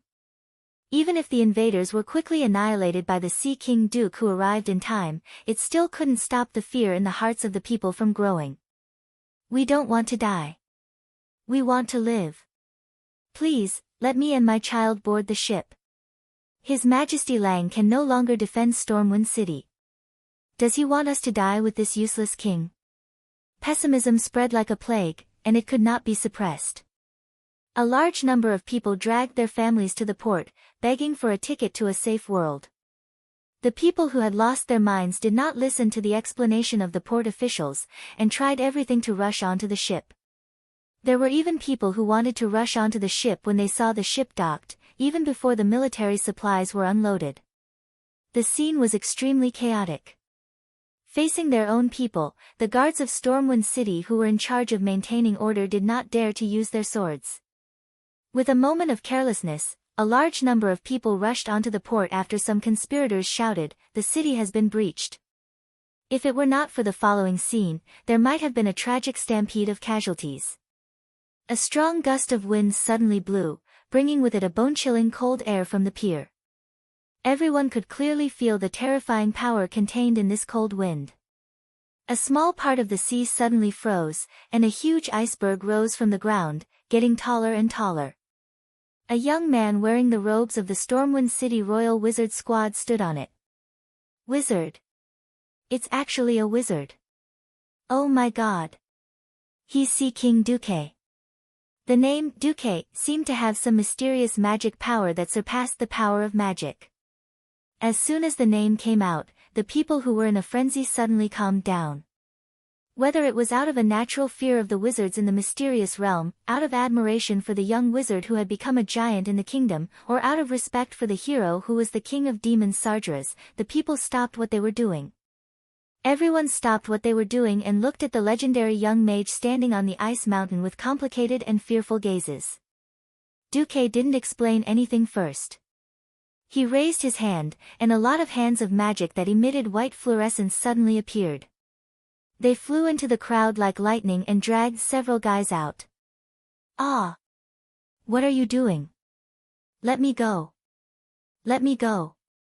Mages are killing indiscriminately. Is there still any law? These ruffians struggled violently, but in the face of the mysterious magic power, their struggles were meaningless. Duque's mocking sneer spread in all directions. Didn't you have a good time shouting, "The city is breached" just now? Shout! Why aren't you shouting? Just by observing with the naked eye, it was impossible to find these fellows who harbored ill intentions. However, with the help of the system elf, he was able to find it easily. Of course, this would be attributed to the mysteriousness of mages by the people. Everyone's minds suddenly shook, and they immediately realized that it was these fellows who had seized the opportunity to cause trouble. Bastard! You actually lied to us. Liar! The crowding just now almost trampled my son to death. The people were naive, and seeing that there was nothing serious happening, a group of bastards came to fan the flames. They were all furious, and their attention was successfully diverted by Duque. In the next instant, Duque's hands of magic grabbed the necks of these fellows who had been caught in the air. Duque raised his hand, and a gold-edged scroll appeared in his hand. Now, I will read the urgent imperial order of His Majesty Lang Rin. In view of the fact that the beast men have found a flaw in Stormwind's defense, I have decided to evacuate the people by sea to Southshore in the north in the next month in an orderly manner. Anyone who disturbs the order, behead. Earl Duke Marcus has the final right to interpret the order of all maritime transport. In fact, the imperial order was real, and the kind-hearted Lang didn't use such harsh words. In a time of great chaos, Duque just used a heavy punishment. Gently putting away Lang imperial order, Duque turned his cold gaze to the few troublemakers. According to His Majesty Rin's imperial order, you are now sentenced to death. With a snap of Duque's fingers, a dozen hands of magic directly dismembered these weak fellows in midair. In the next instant, all the corpses didn't even fall to the ground. They were directly frozen into a huge ice sculpture, thundering into the sea closest to the dock. As long as one walked on the dock, one could clearly see the tragic deaths of these gangsters through the transparent ice surface. Immediately, Duque waved his hand, and the radiance of arcane magic divided the crowd into a dozen or so huge horizontal lines. Now, everyone, line up with the 7 arcane radiances on your body: red, orange, yellow, green, cyan, blue, and purple, and go to the designated dock official to receive the evacuation tickets. Anyone who disturbs the order of the dock, you'll end up like these gangsters. Don't even think of deceiving my mage's eyes. With my eye of heaven, anyone who sneaks onto the ship will be thrown into the middle of the sea to feed the sharks. With that, hundreds of strange, mage's eyes, suddenly appeared in midair, blinking and blinking. Everyone felt like they were being seen through. Under Duque's deterrence, and under the supervision of the city guards who had regained their toughness, the people unknowingly returned to order. On the balcony of Storm Fortress, Lang and the Queen looked towards Storm Harbor, listening to the noise coming from afar. In their noses, the smell of blood from Storm Fortress, which had just begun to be cleaned up, was still extremely strong. The elite orc soldiers under Orgrim's command had not only killed a large number of Imperial guards, but also many reliable servants and maids. This made the cleaning of the corpses and the fortress very slow.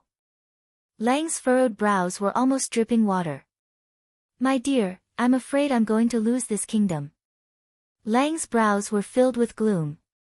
This was the first time since the start of the war that he personally admitted that his kingdom might perish. The Queen grasped Lang's large hands tightly.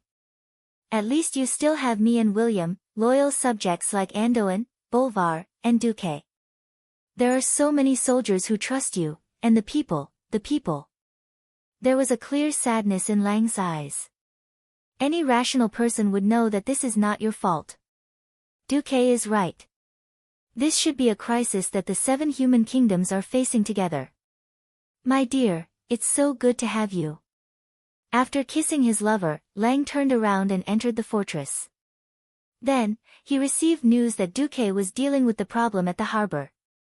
Regarding the following report, Lang only said one sentence. Got it.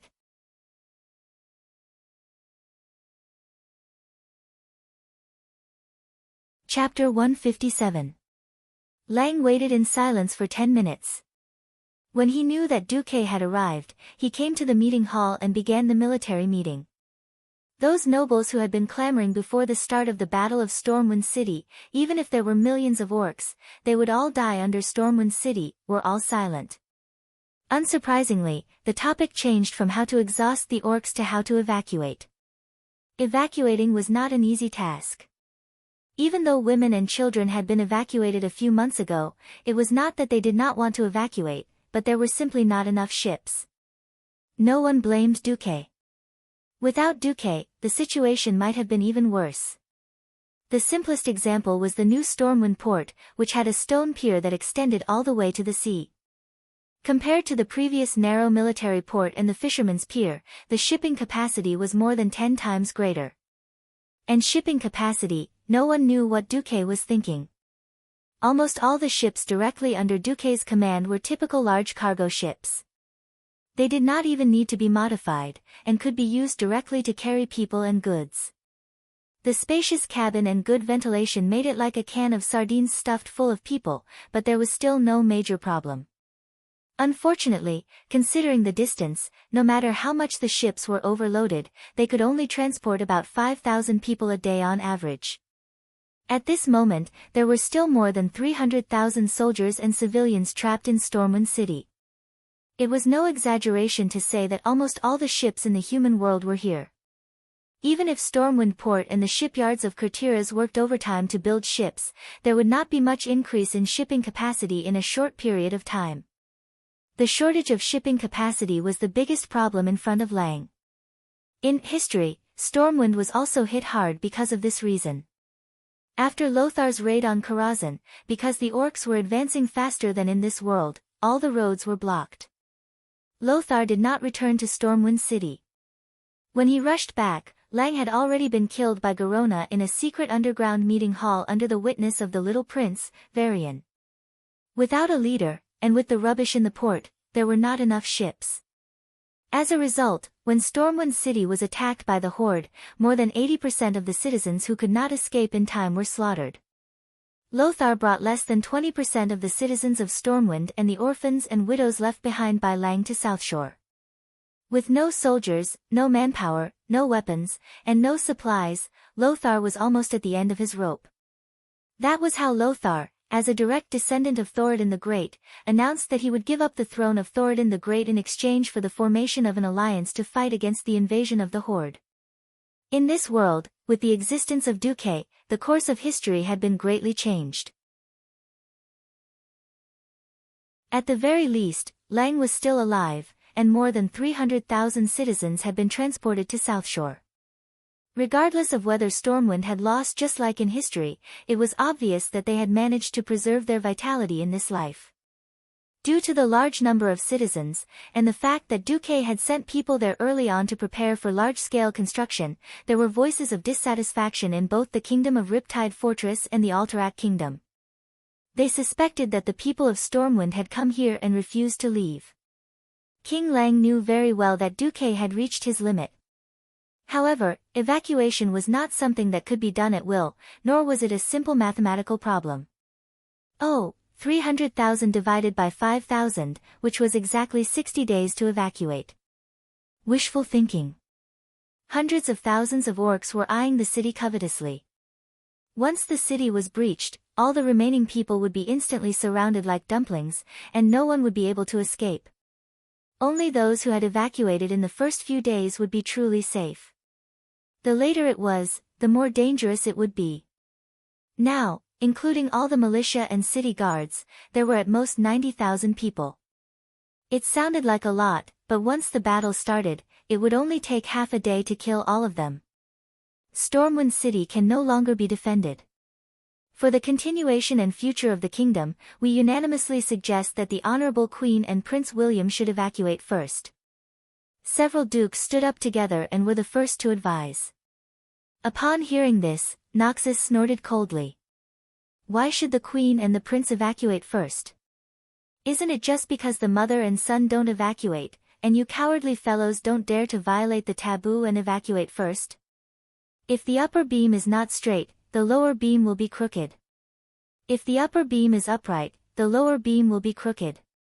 Even if the upper beam is crooked, the lower beam will be crooked. With the queen and the prince here, the nobles didn't even dare to ask about evacuating their children.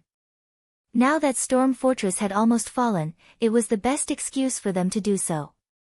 Lang glanced at these nobles, but none of them dared to really meet Lang's burning gaze. After pausing for a moment, Lang still said, "Yes, all noble women, first-in-line heirs of the family, those who don't hold military positions, or those who are underage can evacuate together with the queen and the prince. Don't worry, in a situation where a bloody battle to the end is meaningless, I won't ask you to defend to the end with me." Lang's reply made the nobles really happy and angry at the same time. They were happy that Lang finally relented, giving their children an excuse to escape. They were angry that Lang still didn't allow any desertion. Stormwind had been a country for 1,000 years, relying on military merits to protect their titles, and military merits to advance. That was why the nobles, in order to let their children stand out, racked their brains to think of ways to get a job in the army. There was even the matter of the Brando kid who had a conflict with Duque taking credit. Now, Clayton had blocked off their escape route with a single bite. Except for a few who had a grand reason to flee, the rest would have to live and die with the king. Those who had arranged for their children to escape in advance were naturally secretly delighted. Those who weren't so smart now looked like they had just eaten arsenic as a snack. Ignoring these guys, Lang focused on another important issue. "Noxus, if I give you the entire city's combat power, how many days can you defend Stormwind?" Noxus thought for a moment. "With that 16-foot, 5-meter, high wall. If the orcs use that as a breakthrough point. 10 days, no more. And we need at least 30,000 people to cover their retreat. This army will definitely be wiped out." As soon as he finished speaking, there was a commotion among the nobles. Almost everyone had their own thoughts. Lang turned his head to Edwin Van Cleef, who was sitting next to Duque, looking a little uneasy. "Van Cleef, if I ask your men to urgently build 50 archery towers and catapults over 20 feet high at the east wall, can you do it? If you can, how many days will it take?" It was the first time he had attended such an important military meeting, and Van Cleef was extremely nervous. His back was completely soaked in cold sweat. At this moment, he heard Duque's voice. "Don't be nervous, answer truthfully. The wise king will not vent his anger on you."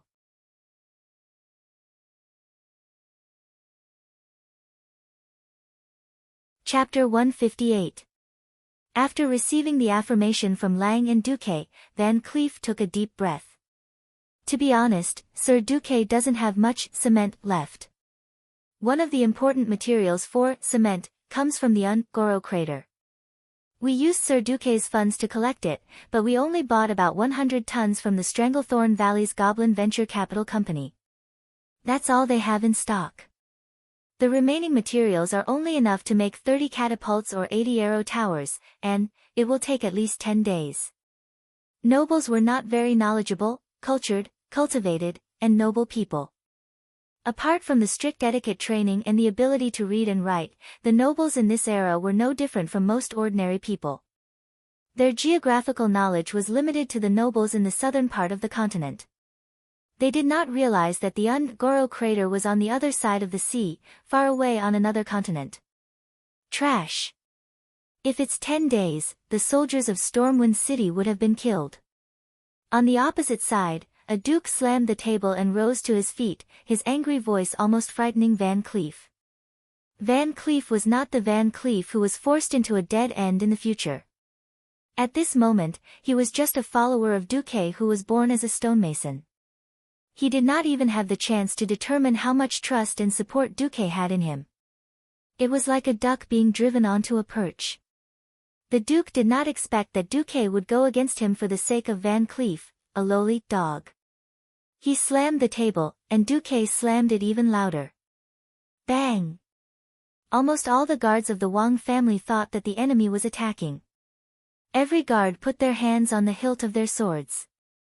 When they saw that it was Duque slamming the table, they secretly let go of their hands again. You're the trash.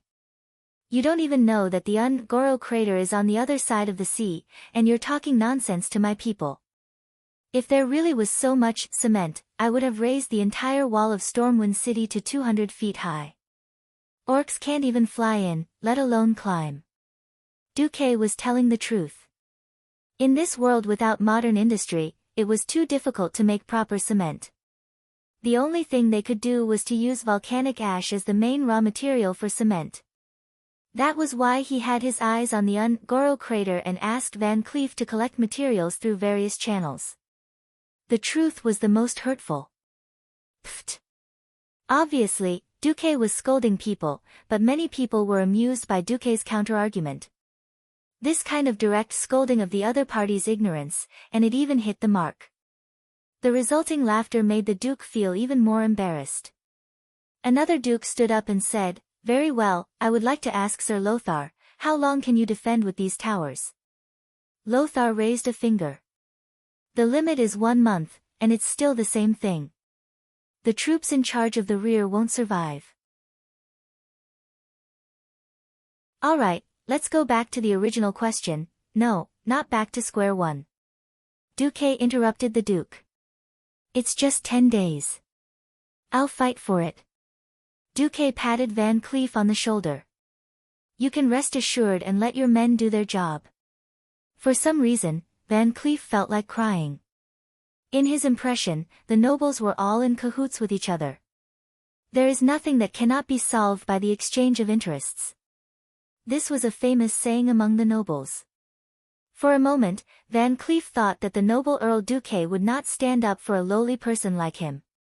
He was a duke. Duque did not feel anything, but Van Cleef did not. Van Cleef, whose ancestors had been in Stormwind City for generations, had a natural fear of high-ranking nobles. Who knew that not only did Duque speak up, but he also made the other party half dead. Suddenly, Van Cleef had the urge to die for Duque.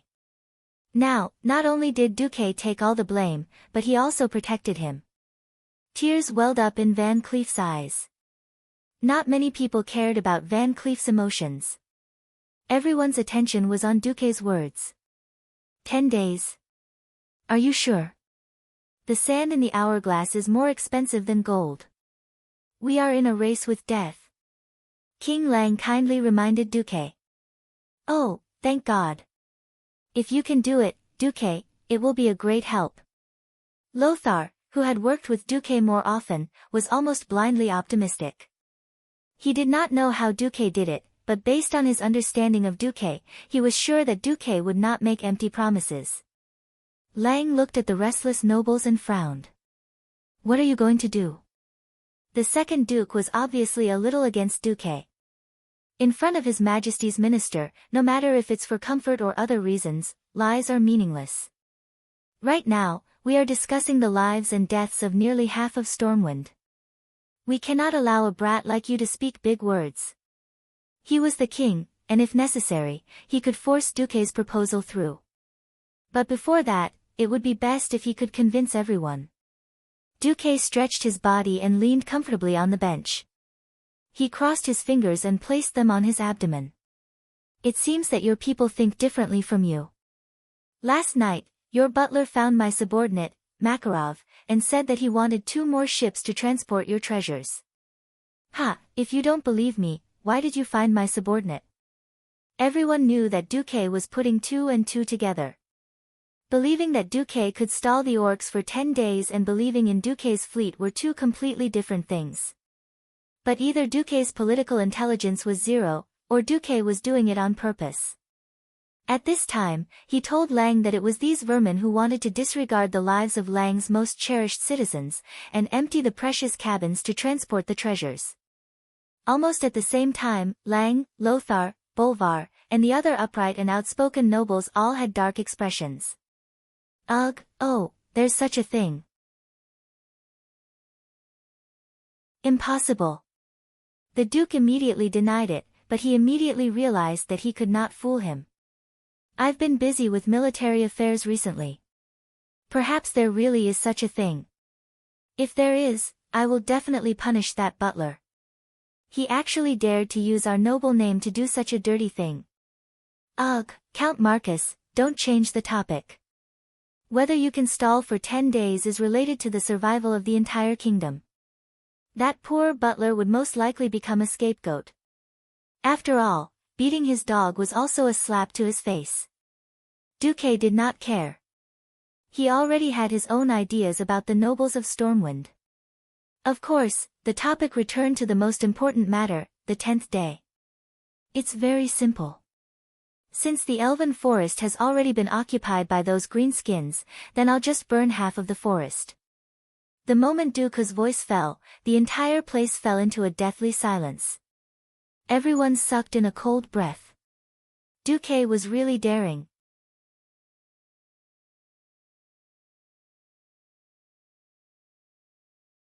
Chapter 159. As the most basic territory of the Stormwind Kingdom, the Elven Forest had always been a treasure in the eyes of the nobles. Not only did agricultural activities such as logging and rearing pigs and sheep allow the people to live a stable life, but it also brought continuous tax revenue to the nobles' territories. In addition, the Elven Forest itself had a large number of high-grade copper and other mineral resources. The Elven Forest was almost synonymous with not having to worry about food and clothing.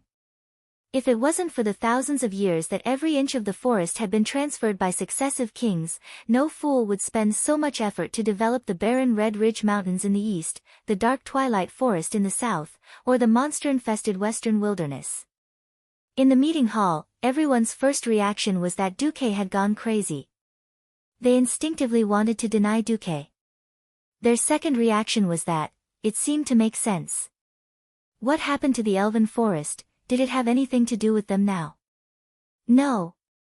Not at all. No matter how much they denied it, they couldn't change the fact that the Elven Forest had fallen into the hands of those damned greenskins. The rich natural resources of the past had all become resources for the greenskins to raise their descendants. Thinking of their beautiful mansions and rich territories falling into the hands of those barbaric beasts, every noble gritted their teeth in hatred. One of the nobles asked weakly, "Won't we anger the druids by setting fire to the forest?" Then, a group of nobles looked at the small noble as if he was an idiot. They were facing a disaster here, and he still cared about the druids who had died somewhere? The nobles immediately fell silent.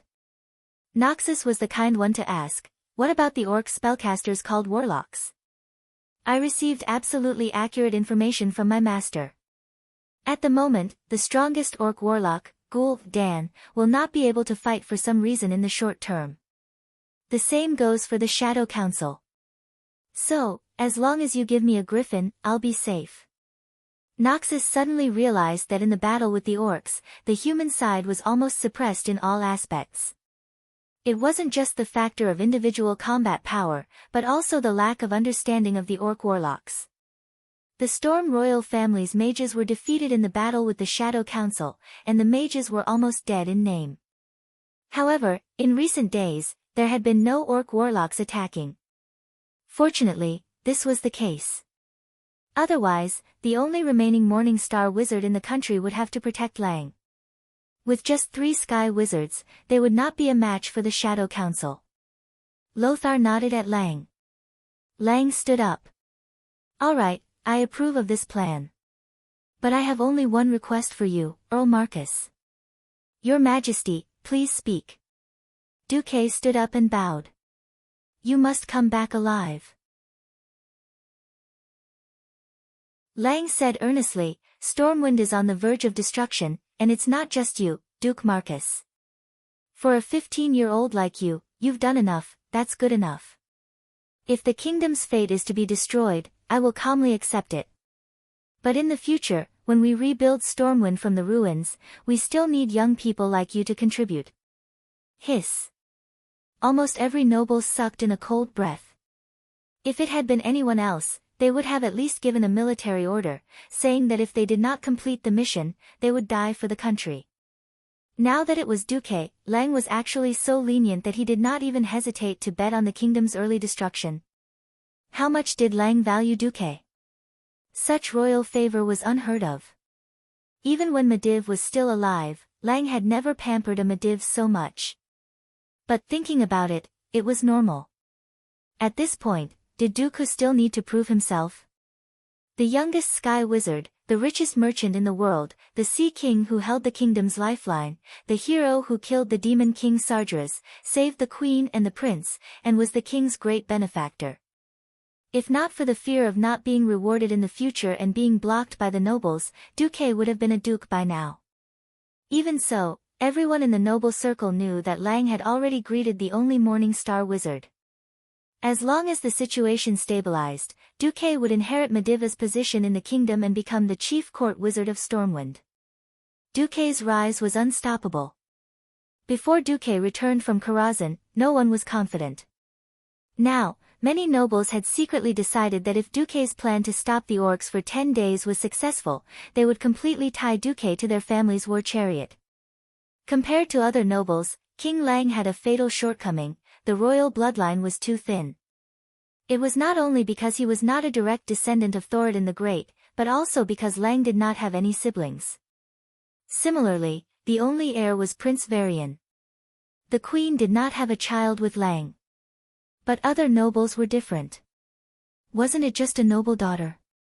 As long as they had a marriage alliance with Dooku, even if they lost their territory, their family would still be able to live comfortably. If they could win back their territory in the future, that would be even better. Unknowingly, the nobles had begun to have ideas about Dooku. Dooku did not know what the nobles were thinking. After thanking Lang for his concern, he prepared to set off. But after stepping out of Stormwind Fortress, he was surprised to find a group of old friends waiting for him. "Mentor Norton, I'm so happy to see you. Your aura is not bad." Yes, it was Old Man Norton.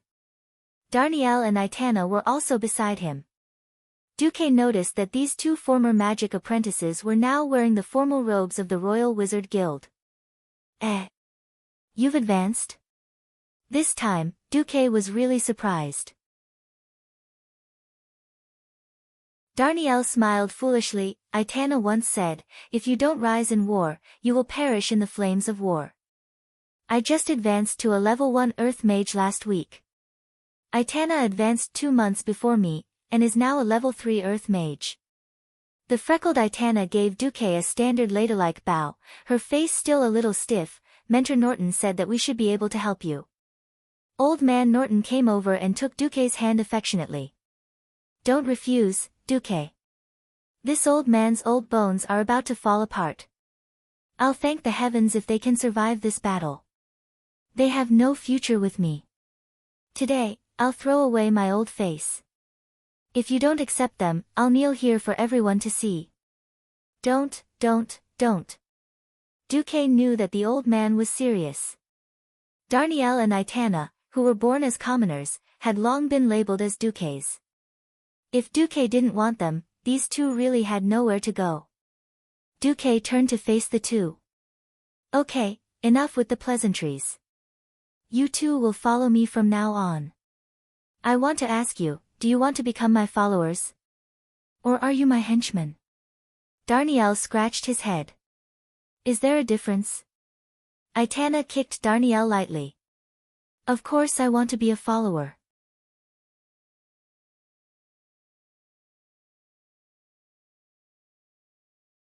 Chapter 160.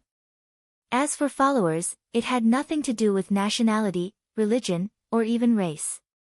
They were loyal only to Dooku, who was a wizard. Retainers were different. After all, retainers were the direct subordinates of nobles. Even if the nobles in this era had a tongue-twister saying that the subordinates of the nobles were not their own subordinates, it meant that the king could not control the retainers of the nobles. But with the king's righteousness, if the retainers betrayed the nobles, they could still claim to be loyal to the king. In terms of relationship, followers were closer, and it was more in line with the interests of the two young wizards. Even though he knew that the two had limited talent, Dooku still accepted them as his followers.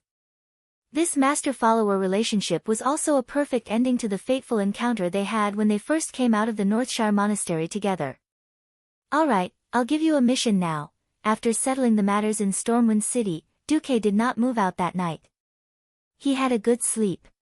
When Lothar asked him why he was so sure that the orcs would not come tonight, Duque replied, because the great chief of the horde is Black Hand. Lothar was perplexed by this. Duke wagged his index finger with a confident look on his face. This was the benefit of being a transmigrator. Only a transmigrator would know how different Blackhand's and the next great chief Orgrim Doomhammer's tactics were. Blackhand was indeed a very outstanding orc leader. His excellence was reflected in his ferocity and bravery. Blackhand, who drank the demon's blood, had the common weakness of most green-skinned orcs, violent and irrational. Other than fighting head-on, there was no other way. Orgrim, on the other hand, did not drink the demon's blood, which made his mind clear. This gave Orgrim a natural advantage when it came to military strategy. He was more intelligent and rational. It was the same for Orgrim in history. As one of the most intelligent orcs, Orgrim had once defeated the entire alliance. If it wasn't for the fact that the orcs had betrayed their teammates, perhaps the horde wouldn't have been defeated during the first incident at the Dark Portal. Duque was so sure that the horde would not be able to move out tonight because of his understanding of Blackhand. At this moment, in the tribe's camp, Black's hand, which had turned slightly carbonized due to the power of chaos and was extremely tough, punched Orgrim in the face. Even though Orgrim had already tightened his muscles in preparation for a heavy blow, Orgrim's resolute face was still severely deformed for a short period of time. Orgrim's gigantic body was sent flying out of the tent by Blackhand's punch. "You coward! The tribe doesn't need a coward like you!" Blackhand roared. "They have a very powerful spellcaster. Where was Ghoul Dan when we needed spellcasters' support the most? Where are the warlocks of the Shadow Council?" Orgrim roared back. Even though the beast men were brave and irrational, they still had rules. The mysterious was mysterious, and the warrior was a warrior. Since ancient times, the shamans of the tribe had been the ones to deal with the enemy's spellcasters. After the shaman profession withered, it was replaced by the warlock profession. The great tribal chief was speechless for a moment before saying, "Ghoul Dan has more important things to do, such as repairing the Door of Darkness." This was a sophistry, but it was also a good reason. If the Door of Darkness was repaired, then the tribe would have an endless supply of reinforcements. Even though the warriors left in that destroyed world were not the most elite, there were still many of them. Orgrim shook his head and stood up stubbornly. "Black Hand. Tomorrow. Give me another 20,000 elites from the Blackrock tribe. If I can't defeat them, you will see my head." "All right." Black Hand was prepared to act recklessly. Mirror Lake was located south of Stormwind City. If one went to Stormwind City from Goldflash Town, southeast of Stormwind City, it was easy to see this huge lake on the left side of the main road. Now, Mirror Lake had become one of the lifelines of the Beastmen army. It was currently summer, and the heat was scorching the earth, making both sides feel uncomfortable. When there was no battle, the Beastmen were happy to enjoy the cool air under the shade of trees. In order to prevent the damned fishmen and Nagas who obeyed the humans' orders from running into Mirror Lake, the Beastmen had to use thousands of laborers to build a temporary dam. This was to make it the most ideal water source for the Beastmen army. Mirror Lake was located at the foot of a small mountain. In order to prevent the humans from poisoning the lake, they only needed to set up enough patrols near the mouth of the spring. From the top of the mountain, they could clearly see all the movements on the outer wall of the human city of Stormwind City. However, early in the morning, an atmospheric circulation that almost surrounded the entire mountain appeared on this average-sized mountain. The constantly rotating circulation formed a storm, forming a wall of air that was nearly 100 meters tall at the peak of the mountain. The patrolling beastmen tried to pass through this invisible wall of air to see what was happening. However, all the beastmen who tried to do so were instantly torn apart by the violent wind. In the next moment, in response to the first rays of dawn, balls of flames, along with the radiance of the sun, began to spread grandly from the top of the mountain to the vast land. At first, every beastman thought it was an illusion. But soon, when the blazing flames landed on the rough and messy roofs of the tribe's barracks, the fire easily spread. Fire! Fire! The sleepy beast men had just woken up from their dreams when they realized that the entire camp was in a sea of fire. The beastmen were not unprepared for the humans' fire attack. Many beastman officers instructed the stupid beastmen to use sand to extinguish the fire. They also ordered the beastmen to rush to Mirror Lake to fetch water to extinguish the fire. However, the flames in the sky became denser and denser. The ever-increasing fire made the beastmen's efforts to extinguish the fire useless. Most of them held their weapons blankly and ran to the open space, not knowing what to do. Look up the mountain. Finally, some beastmen realized that something was wrong. A majestic figure stood at the highest point of the mountain. Behind him, his cloak fluttered in the wind like a fluttering flag, attracting the attention of all the beastmen. The figure bathed in the morning light was incomparably dazzling. It was as if he was the radiant sun, as if he was the sun of light who dispelled all the darkness on the earth.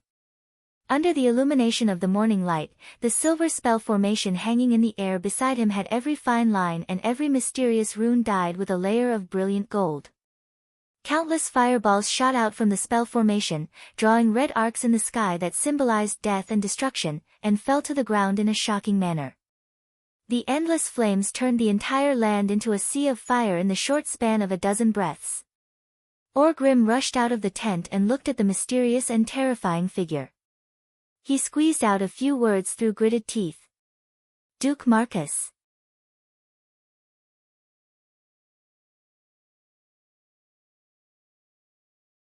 Chapter 161. Of course you have to remember me, because I will become your nightmare.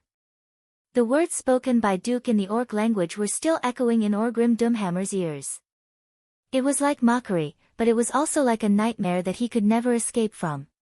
Great Chief Blackhand brought his guards to Orgrim's side and roared, "You know that human mage?" Of course. It was this Duke Marcus who repelled the surprise attack of my men and me. I had already killed my way to the human chief's throne at that time. Blackhand's face twitched. Of course, he knew that the best way to deal with spellcasters was to find stronger ones. But he had no choice. The orders from the Shadow Council had not been cut off, and he could not even find a single warlock. Grabbing Orgrim's shoulder with one hand, Blackhand pulled Orgrim's body over and roared. Spittle flew all over Orgrim's face as he gave a death order. Now is the time for you to wash away your shame. My adjutant. In order to prevent you from escaping, Deadeye will keep an eye on you. Go! Orgrim's facial muscles twitched as if he was electrocuted. The word, shame, deeply stimulated Orgrim's nerves. He did not argue. In the eyes of the orcs, failure was failure. There was no way to refute it. The great chief was merciful enough that he did not execute him immediately because of this. Even though he still had the anger of his good friend Durotan's death buried deep in his heart, he knew that this was not the time to challenge Blackhand. Follow me. Orgrim waved his hand, and his elite beastmen charged towards the small hill not far from the Mirror Lake like a murderous flood. Beside the elites of the Blackrock clan led by Orgrim, there was also a fierce army marching side by side with Orgrim's army. It was Kilrog Deadeye's Bloodring clan elites. The Bloodring was once the most powerful clan in the Horde. They still had a shocking number of people and powerful combat power. Unfortunately, they ran into Duque, who didn't have a warlock to suppress him. If they were the evil darkness that drowned the earth, then Duque was the light of dawn that washed away the shadows. In the morning light, Duque's entire body was shining with golden light. Behind him was a Stormwind lion flag. Duque stood at the top of the hill and looked down at the thousands of orcs who were crawling over like ants. Ha ha ha. Darnielle, help me carry the flag. I want to let these guys know that Stormwind is not to be trifled with. Ha ha ha ha. Duque's maniacal laughter reached the ears of Darnielle, who was responsible for carrying the flag. Unknowingly, Darnielle had also become ambitious. He had often heard about how awesome Duque was, but he had never seen it for himself. He had never felt it so vividly. How many orcs were down there? There should be at least tens of thousands of them. This was a power that could destroy an entire kingdom. But could Duque face it so proudly? Looking at Duque bathed in the morning light, his entire body radiating brilliance, Darnielle was momentarily entranced. It was a kind of fanatical hero worship. Duque? A great general overseeing the battlefield? No. Using his own strength to shake the terrifying orc army that numbered in the tens of thousands, this had long surpassed the scope of a general. If the simple-minded Darnielle had to think of an adjective, it would be God. The guardian of the entire kingdom. At the foot of the hill, the orc warriors were fortunate enough to meet a human mage who was going all out without their own warlocks suppressing them for the first time in the elven forest. Once the huge fireballs were hit, they would immediately release all the energy contained within them.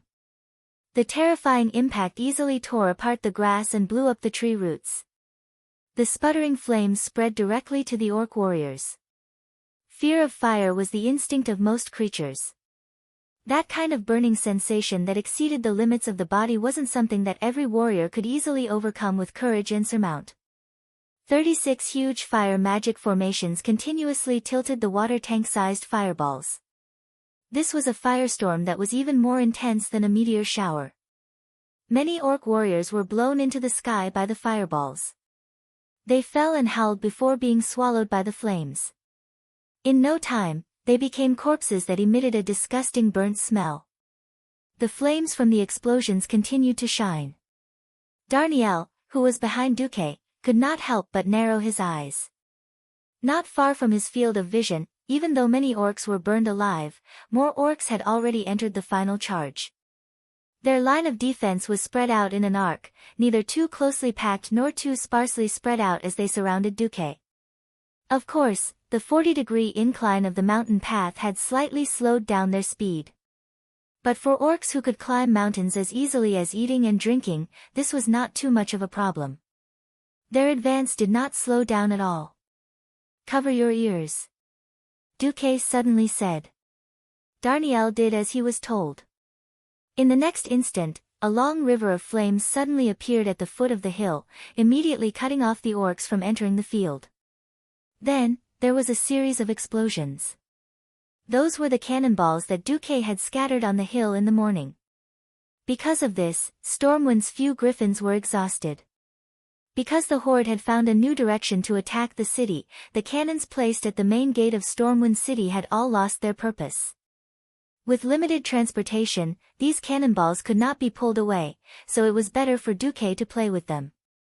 Just as they stepped halfway up the hill, the cannonballs that had been detonated by the fire kept exploding under the orc warriors' feet, creating pillars of fire mixed with mud. Brave and determined faces continuously fell in the flashes of the explosions, and the enraged orcs continued to advance toward the top of the hill over the corpses of their companions.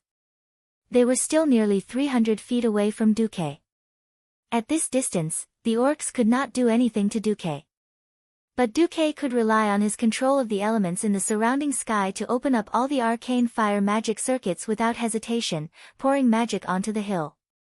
The deafening sound of the explosions shocked the entire orc army, and even the human warriors on the outer walls of Stormwind City more than 1,000 feet away.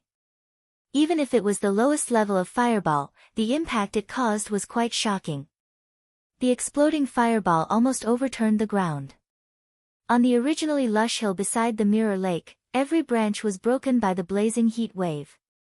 The broken branches kept falling, and then flying again. Among the Blackrock and Blood Ring tribes that rushed up the hill, the flags that symbolized glory and power fell one after another. At the foot of the hill, the great chief Blackhand's eyes widened. This is impossible. In contrast, after seeing the raging fire and hearing the orcs' screams, the soldiers of Stormwind City burst into thunderous cheers. On top of the city wall, every warrior showed an expression of ecstasy. They knew that their new guardian, Duke Marcus, was teaching the orcs how to be human.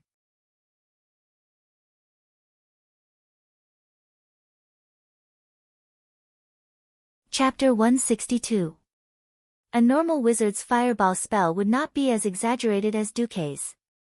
It flew for 200 to 300 meters and did not dissipate. This kind of control was something only the highest-ranked wizards could have, but it appeared in Duque, a mere sky wizard. With the help of the system elf, Duque's control of elemental energy had reached a shocking level. He hit wherever he pointed, with the accuracy of a godly archer. He controlled tens of magic formations at the same time, and was far above Morning Star wizards in multicasting.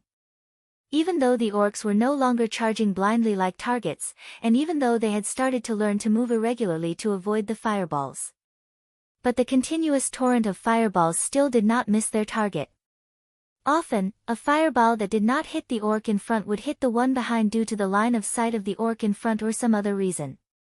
Sometimes, it looked as if Duque had shot a fireball, and the orcs had foolishly offered their heads to the fireball at the cost of their lives. The orcs' line of attack had already spread to more than 200 meters wide, but still, not a single orc could get within 150 meters of Duque. At a distance that looked like a small not even a ballista would have a chance of hitting him, let alone long-range weapons like throwing axes. The water vapor around Duque evaporated due to the high temperature, causing Duque's figure to look strangely distorted from afar. Only the heavens knew if Duque had set up a wind shield or a similar defensive spell. But Darnielle was sure that Duque had at least the most basic protective arrow spell. Whether he had stacked 10 or tens of them, Darnielle could not tell.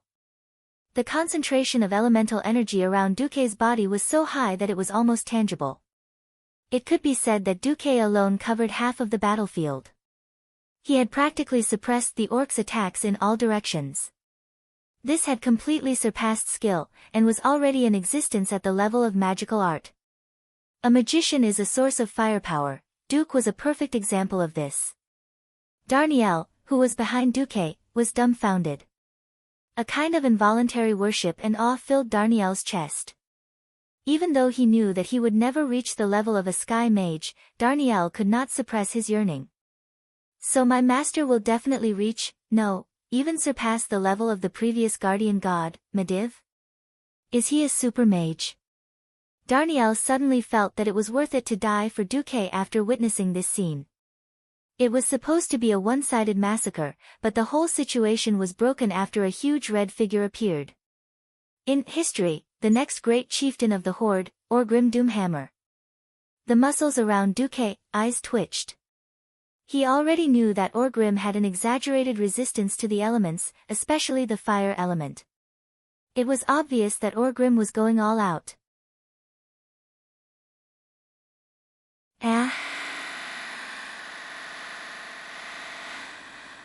Perhaps it was to defend against Duque's fireballs, Orgrim rushed over the mountain stream that flowed to the Mirror Lake.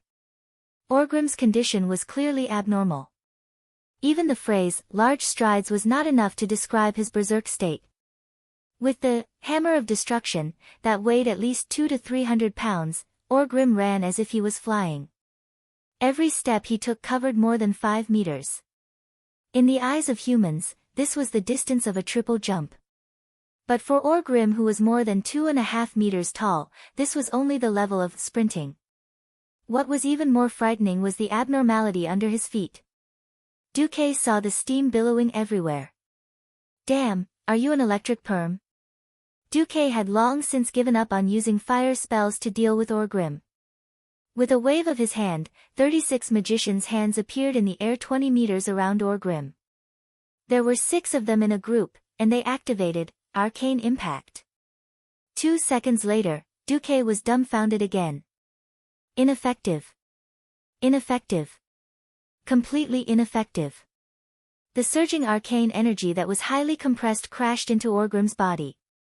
Oh, it was less than 20 centimeters away from his body, and it was automatically dispelled by an even more powerful and mysterious force.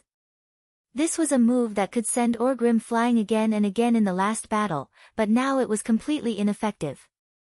Damn, are you sure you're not called Orgrim Saint Seiya? You can't use the same move twice. Orgrim, whose every step changed the color of the mountains and rivers, was already within 100 meters of Duque in a few breaths.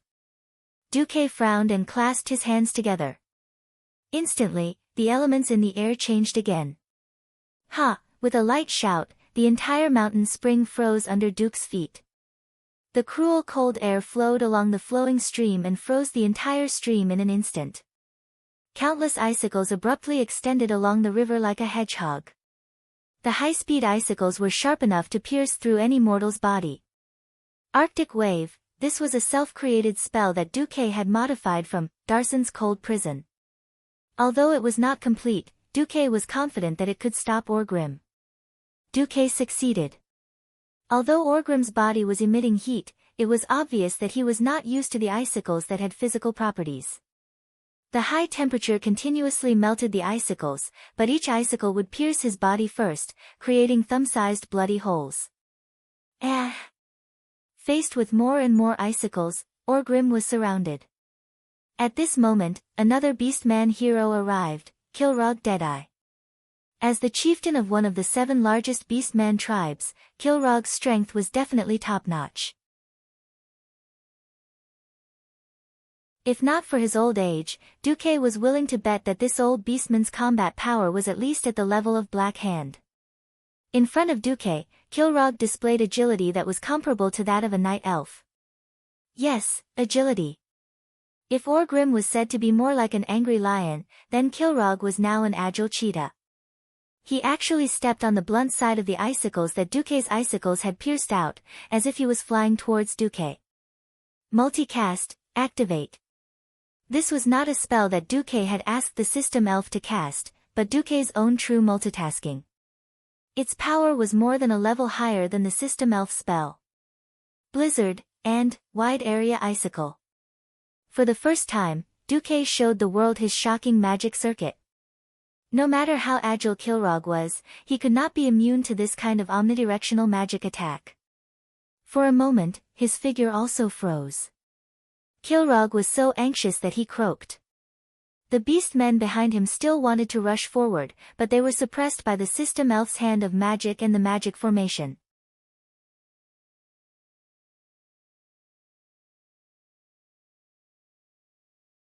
Chapter 163. Darnielle, who was standing behind Duque, was completely dumbfounded. Every spell Duque used required the full strength of a top-level sky mage, but Duque was using 3 spells at the same time, and all of them were instantaneous spells that ignored incantations.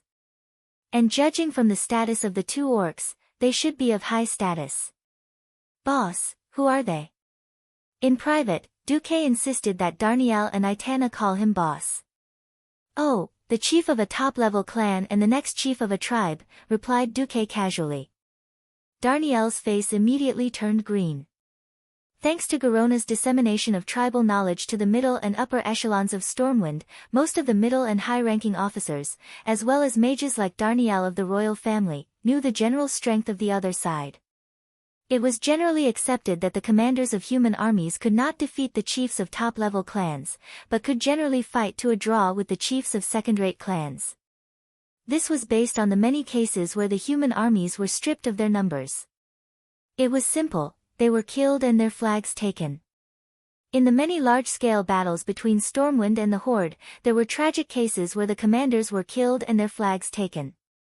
Only the publicly acknowledged god of war, Lothar, once killed the chief of a second-rate clan and saved some face.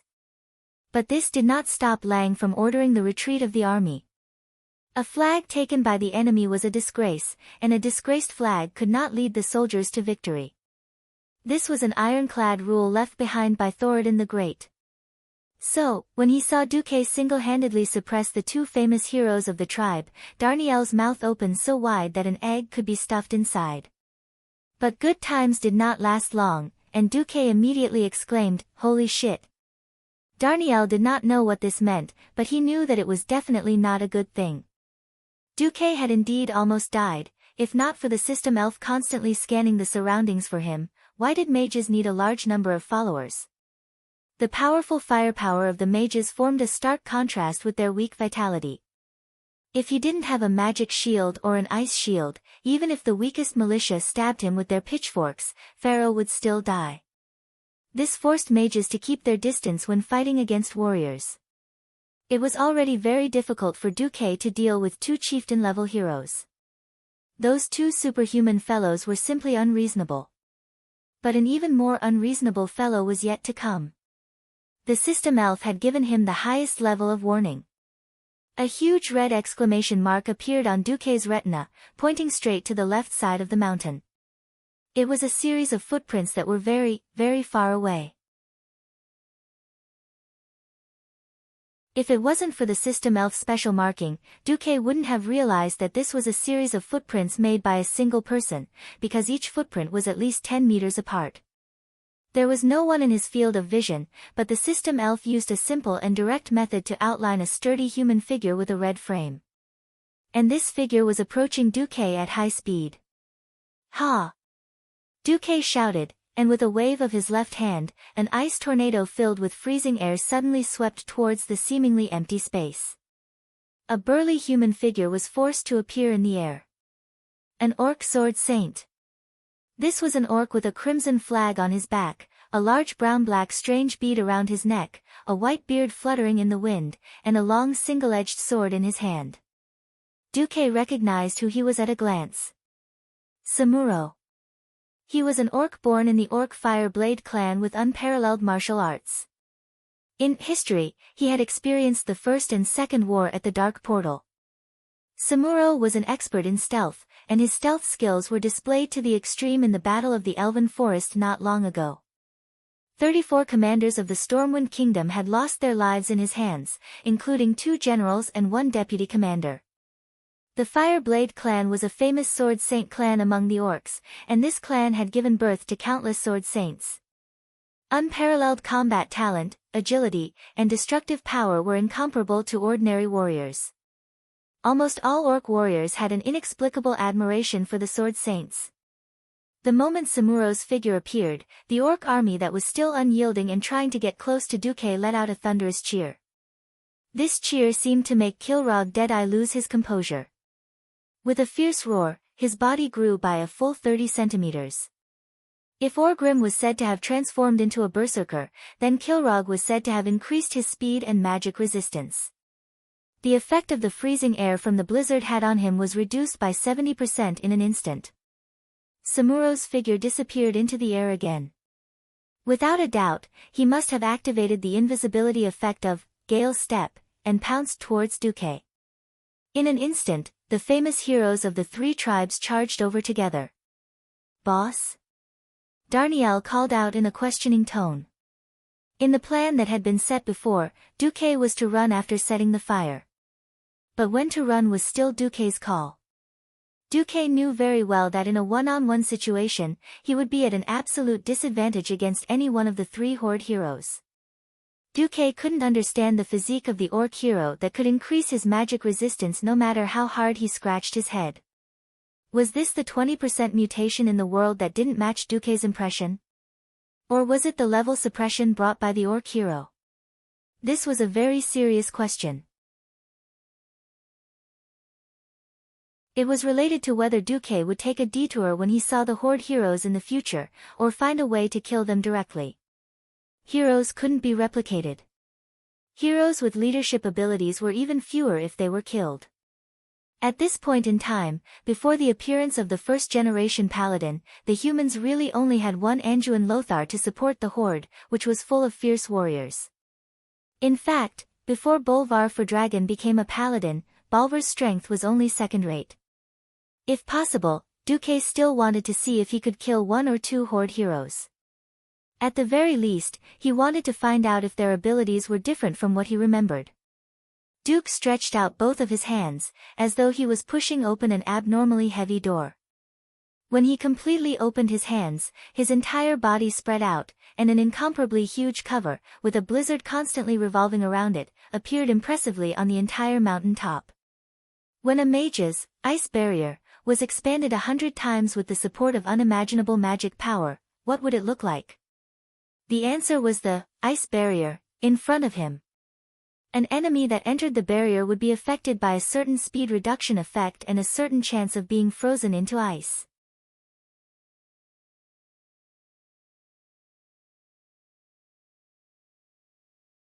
Chapter 164.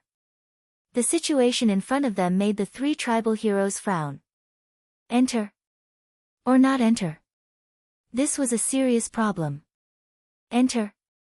The blizzards and tornadoes inside were not to be trifled with.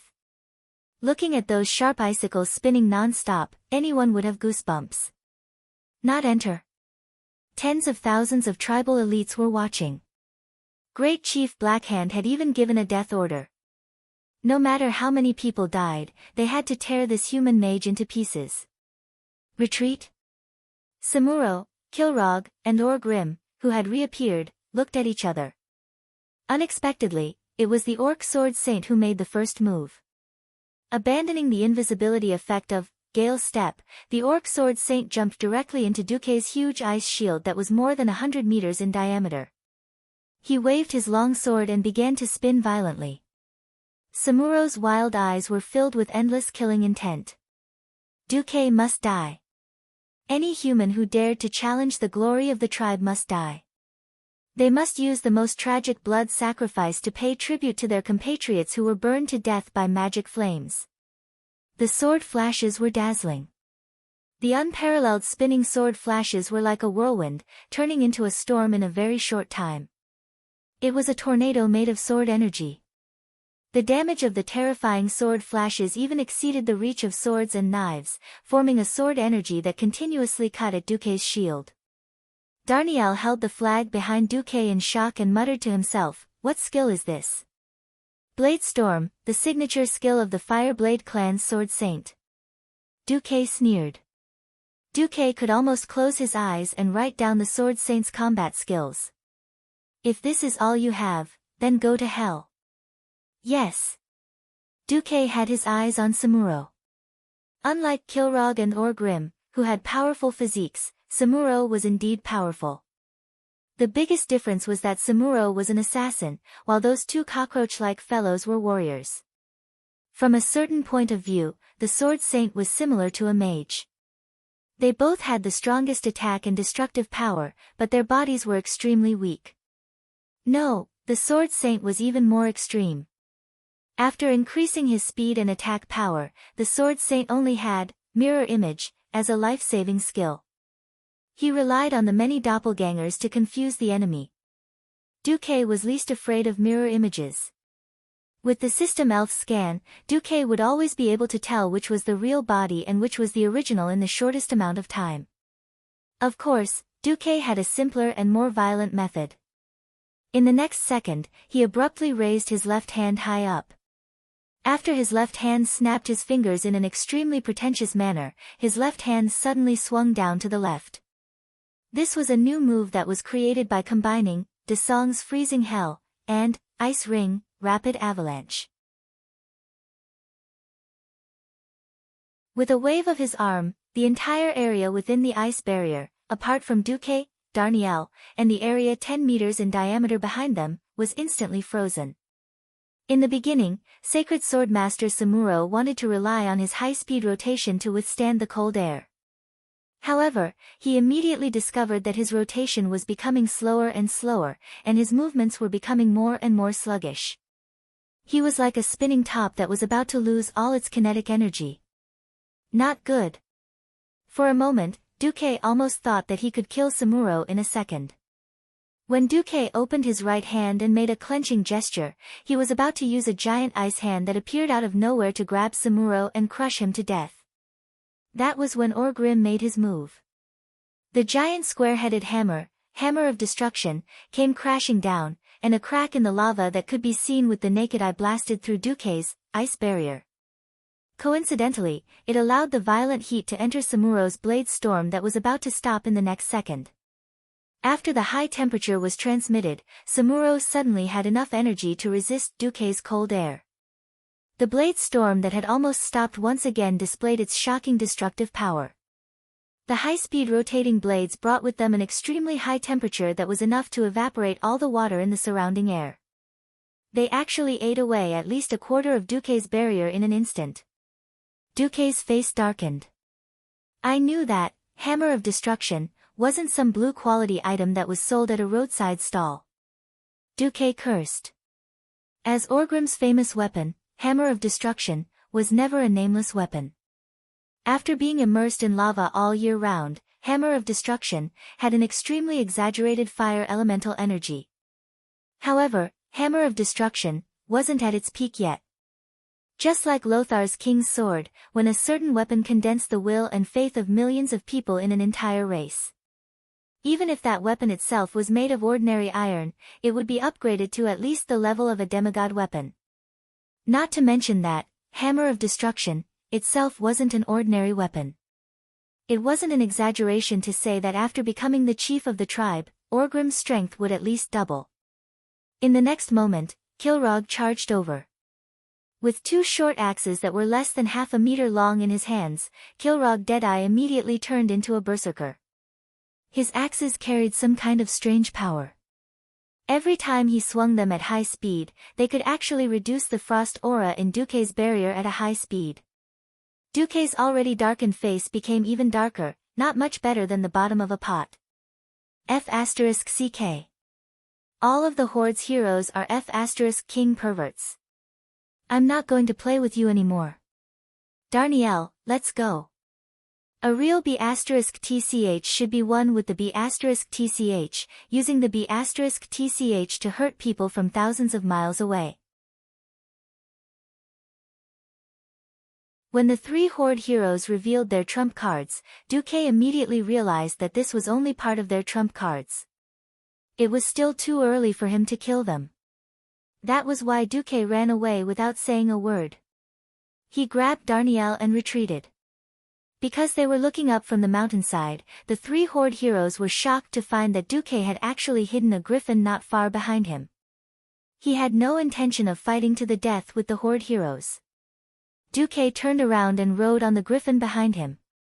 The griffin did not understand why Duque suddenly wanted to leave when he was in the middle of a good fight. However, it was well trained. After sensing the movement of its temporary master, the griffin let out a long cry of dissatisfaction and flew up. Duke Marcus. If you're still a man, come down and fight me one-on-one. Seeing that Duque wanted to run, Orgrim was almost driven mad. He could not imagine why this seemingly powerful human mage would have the idea of running away. Didn't he already suppress all three of them? Orgrim, if you're still a man, come to Storm Fort and fight me one-on-one in front of 100,000 human soldiers. A bunch of Horde heroes coming at me together, and you still have the nerve to say one-on-one? Pfft. The griffin climbed very quickly. In the blink of an eye, Duque had risen to a height of 30 meters. Being countered by Duque's orc language, Orgrim was speechless. Duque was right. All three of them were famous heroes in the Horde. Just as Duque was about to escape, a mournful whistling sound came from afar and approached at high speed.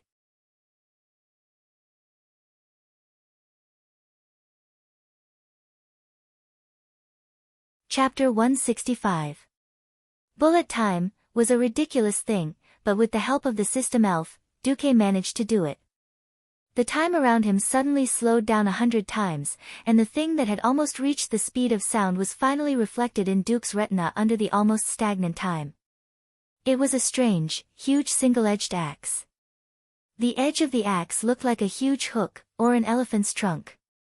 There were not many axes like this in the world of Azeroth, but they were definitely not few either. Considering that the person who threw the axe was at least 100 meters away from Duque, it was impossible for someone to throw an axe like this from 100 meters away. And from 100 meters away, he was able to throw an axe in such an inhumane manner. When he threw it, it let out a terrifying shriek that could shatter one's soul, as well as a terrifying power that could split the heavens and split the earth. There was only one name for this axe: Bloodhowl. An ordinary axe was obviously not worth Duque's surprise. This, Bloodhowl, was the most important part of its owner's reputation. Grom Hellhowl, even though Duque was a human and was destined to join the Alliance in the future, he could not help but respect this hero of the Horde. Looking in the direction where the axe was thrown, with the help of the system, a burly figure was marked out by a red border. As a veteran player, Duque recognized Grom at a glance. He had braided hair, which was rare among orcs. His black hair was parted in the middle, and he had a ferocious trapezoidal face. He also had a shoulder guard on his right shoulder, and a belt with a skull pattern across his chest. His brown body was covered with muscles that contained an unimaginable explosive power. He even maintained the gesture of throwing the axe. Grom Hellhowl was famous because he was the first orc to be bewitched by Ghoul, Dan and drink the blood of the Abyssal Lord Manaroth. This caused the dark brown orc's skin to turn green, and they gained the power to invade the world of Azeroth. As the chief of the Warsong tribe, one of the most powerful orc clans, Grom's strength was definitely top-notch. In the second battle of the Dark Portal in history, the axe of Grom, who was responsible for guarding the Dark Portal, was stained with the blood of human warriors. He had killed as many as 48 famous and powerful knights. His greatest achievement in history was when he sacrificed himself and cooperated with Thrall to kill the Lord of the Abyss, Manaroth, who had harmed the orcs. Duque had never imagined that Grom Hellscream, who hadn't participated in the first battle at the Dark Portal, would actually come to ambush him. History had once again reached a turning point. At this moment, Duque felt as if his spiritual sea had frozen. Seeing something didn't mean you could do it. Duque's scalp went numb. From bullet time, which had slowed down the flow of time, he saw the starting point of the axe and the ending point of the axe, his back. However, there was no way for Duque to dodge this sure-kill attack. Speed up, deceleration, left and right dodging, block. In that instant, the system genie helped Duque simulate what would happen next thousands of times in his mind, but Duque couldn't escape even once. This had nothing to do with technique. This was an attack that had completely surpassed the boundaries of martial arts, physics, and science. It felt as if this was the kind of attack that was guaranteed to hit, and the process of making up for the hit itself was a completely unreasonable attack that went against the laws of karma. Lothar was the king's sword that had gathered the will and faith of humans for more than 1,000 years. Grom's axe toss had also gathered all the spirit, energy, and spirit of this sword saint, who was also from the Fireblade clan, as well as the wild and unparalleled will of the 100,000 warriors of the clan. The orcs will never be slaves, Grom Hellscream's classic roar seemed to echo in Duque's ears. In this spinning axe, Duque saw an illusion. He saw the struggle of the orcs on the land of Draenor for thousands of years. Natural selection, survival of the fittest. The orcs became the masters of the land of Draenor with their wild and unyielding will. Now that Draenor was heading towards destruction, the orcs saw Azeroth as the next stop for the orcs to reproduce and continue because of the collusion between Ghoul, Dan and Sargeras. There was no compromise, no fluke. At this moment, Duque finally realized that even though he was a mage, sometimes he had to fight for real. Ha! Duque yelled. At this time, Darnielle, who was helping to steer the griffin, was scared out of his wits when he realized that 20 meters behind him, there was an incomparably huge axe cleaving through the air. Suddenly, 12 magic formations and 36 hands of magic appeared not far in front of the griffin's left. Darnielle's mouth was wide open in shock, and he didn't even realize that the strong wind brought by the high-speed flight was pouring into his mouth, causing his face to swell and become very funny. Multicasting and mobile casting were two special metamagic abilities that many mages couldn't train for a lifetime. Not everyone could calm down while moving at high speed, let every incantation enter the spirit sea, and use magic power to activate them in the correct order. Not to mention, multicasting of mobile casting. Even if Duque cast his magic silently, it was still an inconceivable thing for mortals. It was like a person running at the speed of a 100-meter race and reciting 48 different ancient poems of more than 100 words in his mind at the same time without slowing down. Was this done by a human? But Duque did it with the help of the system elf. Not only Darnielle, but Orgrim, Kilrog and Samuro, who were watching Grom Hellroar nervously from below, as well as the great chief Blackhand not far away, and thousands of orcs all witnessed this spectacle. The gorgeous formation that suddenly appeared in the sky was like a miracle depicted in epics. Arcane impact, fell with a loud bang. It wasn't the messy kind of torrential rain, but a kind of strange rhythm, a very regular and accurate shot. Bang! Bang! Bang! Bang! In a very short time, dozens of arcane impact spells fell on the spinning axe blade, each strike less than 1/50th of a second apart. But each strike hit the same position on the left of the spinning axe blade that was constantly changing position in the air. From left to right, the arcane impact on the 12 magic formations blasted out, and the 36 hands of magic also blasted out arcane bullets. Unknowingly, the great blood roar had been led astray.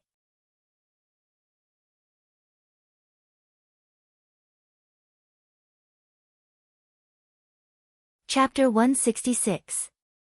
Grom Hellscream roared as he widened his bell-sized eyes. His bloodshot eyes were filled with disbelief.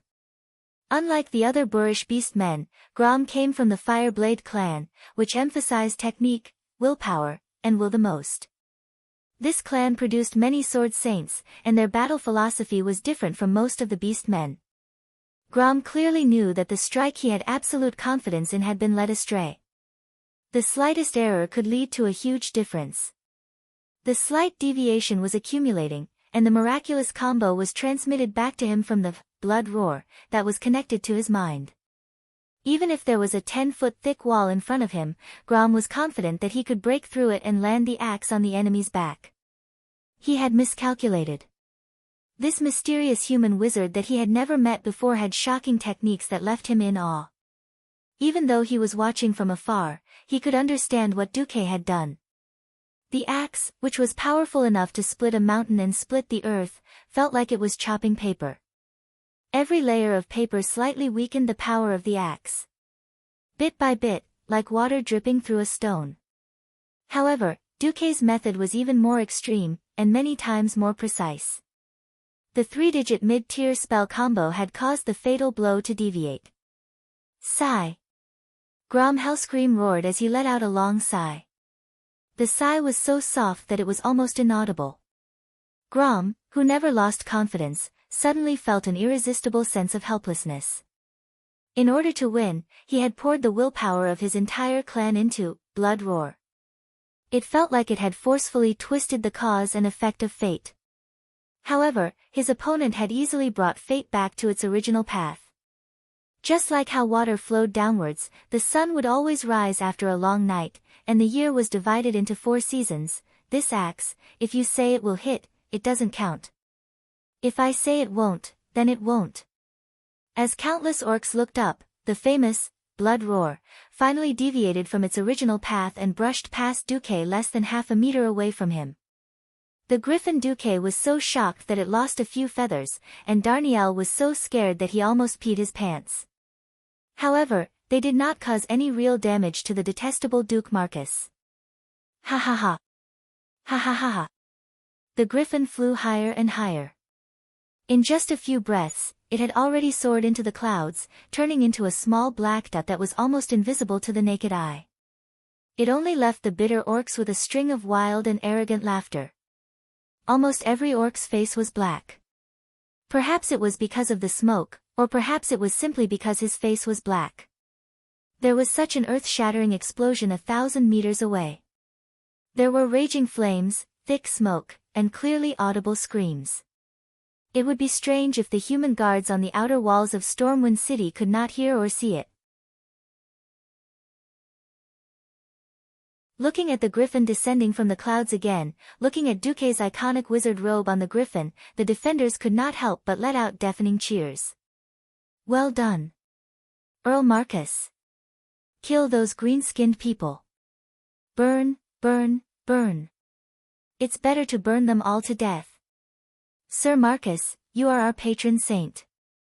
Duque let Darnielle drive the griffin and fly slowly over the outer walls. Every time he raised his hand, a louder cheer would be aroused. Lothar flew over with a small group of griffin knights. This Azeroth Prince of Dreams had wavy black hair fluttering in the wind. Before he got close, his loud, lion-like laughter could be heard. Ha ha ha. Well done, Duque. Hey. I almost lost my life there.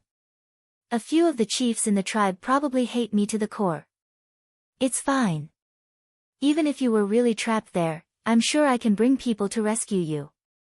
Looking at Lothar's large hemp rope with a slipknot on the griffin's butt, Duque rolled his eyes. Damn it, Lothar actually meant what he said. When the time comes, will you rope me like a western cowboy, hang me by the neck and pull me up? TCH. If it weren't for you, Lang wouldn't have allowed me to dispatch all the griffin knights.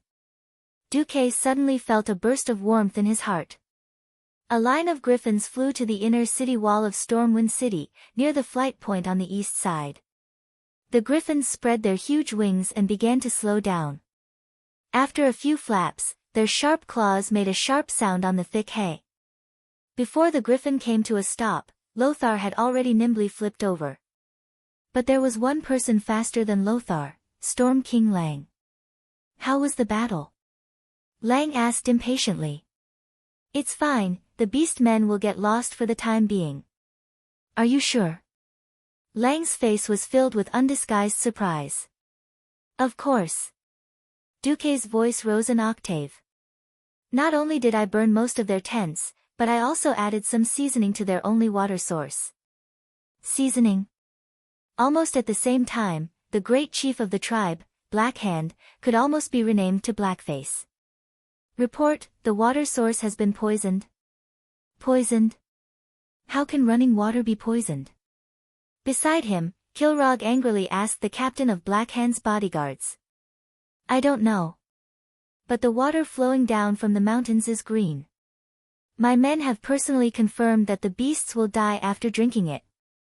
Someone saw Naga in the water, it should be the human Naga who poisoned it. Wasn't there a water bar blocking it? Orgrim asked. It was blown up by that human mage. It was too chaotic just now, none of us noticed. The few tribe leaders fell silent at the same time.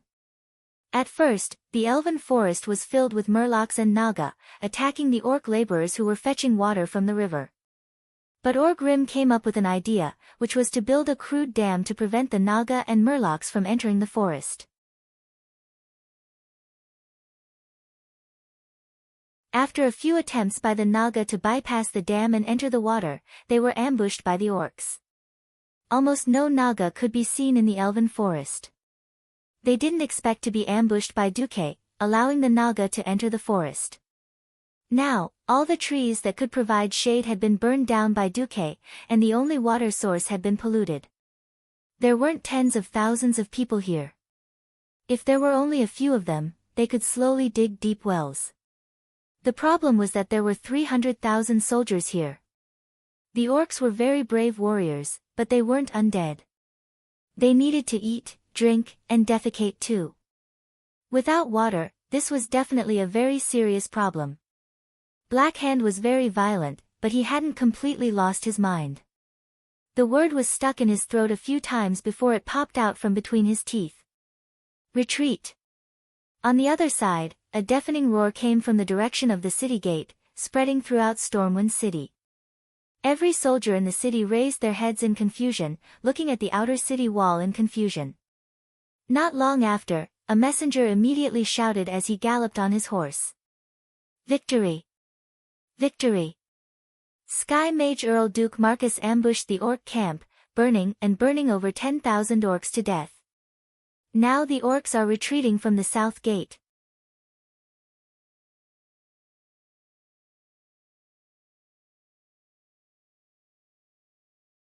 Chapter 167. The crowd involuntarily became even more restless. The black flames of the distant fire soared into the sky, and could be clearly seen even across the high city walls. Originally, no one knew that it was Duque who had set the fire, but when the messenger said so, the crowd immediately went from restless to seething. Long live Stormwind! Long live His Majesty Lang! Long live His Excellency Marcus! The people were simple and honest. Whoever could bring them a safe and happy life would be their God in heaven. Since the start of the War of the Dark Portal, the kingdom had been retreating on all fronts. The Red Ridge Mountain had fallen. Half of the Twilight Forest had fallen. Not long ago, the Elven Forest, the core area that the kingdom was most proud of, had fallen into the hands of the cruel and terrifying beast men. The most unbearable thing was that the green-skinned devils had invaded the city yesterday.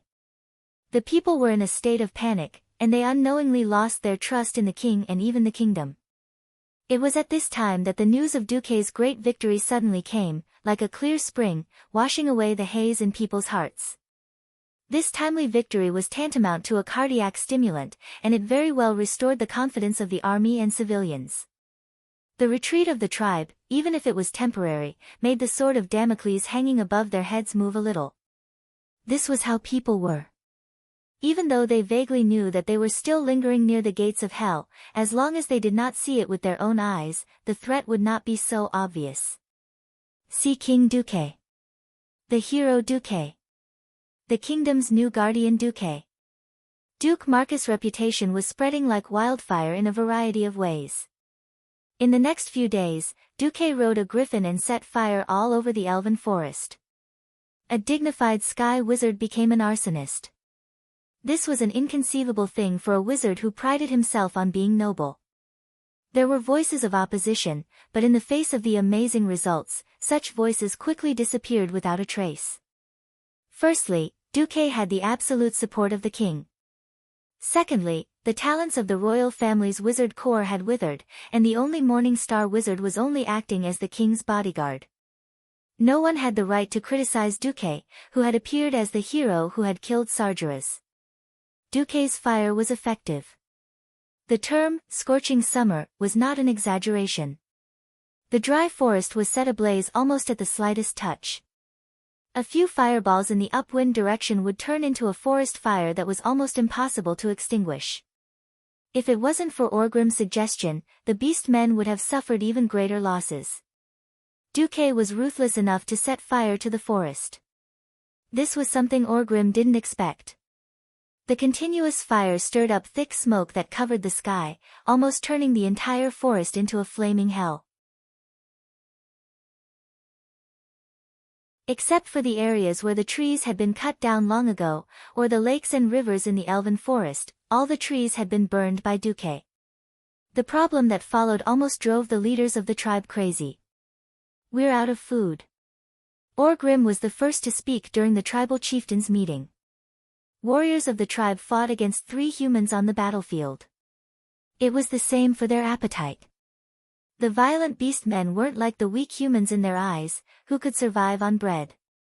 To maintain their burly physique, large amounts of meat were essential. The hunters of the tribe had to go deep into the forest every day to kill large numbers of animals. Unlike the old orc Draenor, there weren't many large or even gigantic creatures in the elven forest. Wild boars, gnolls, and even captured murlocs had all become food for the beast men. Anything larger than a squirrel in the forest had been hunted down. They didn't realize it when their territory was expanding rapidly, but now that their attacks had stopped and the forest was suddenly set on fire, these fellows who were 99% muscle-brained finally realized the severity of the problem. "Aren't we learning how to rear pigs?" Blackhand asked in a muffled voice. "Pigs don't grow up in a day." Orgrim didn't think much of Blackhand's brainlessness before, but now he felt that having a tribal chieftain like this was like riding a giant wolf rushing to hell. All the chieftains looked at Blackhand, waiting for him to make a decision. As the first tribal chieftain of the tribe, Blackhand wasn't a very smart person. Or rather, Dan had purposely chosen Blackhand to make it easier for him to control him. Similarly, in the tribe, it was usually the bravest and most capable of fighting who became the chieftain. And the smartest ones were mostly the shamans in the tribe. But now, the shaman profession was on the decline, and the warlocks that replaced it were mysterious and sneaky. Recently, all the warlocks in the Shadow Council had disappeared. Blackhand really couldn't come up with a plan if he suddenly asked him to. Unwittingly, Blackhand turned to look at his most trusted aide, Orgrim Doomhammer. At that moment, the anger in Orgrim's heart burned 1,000 times stronger.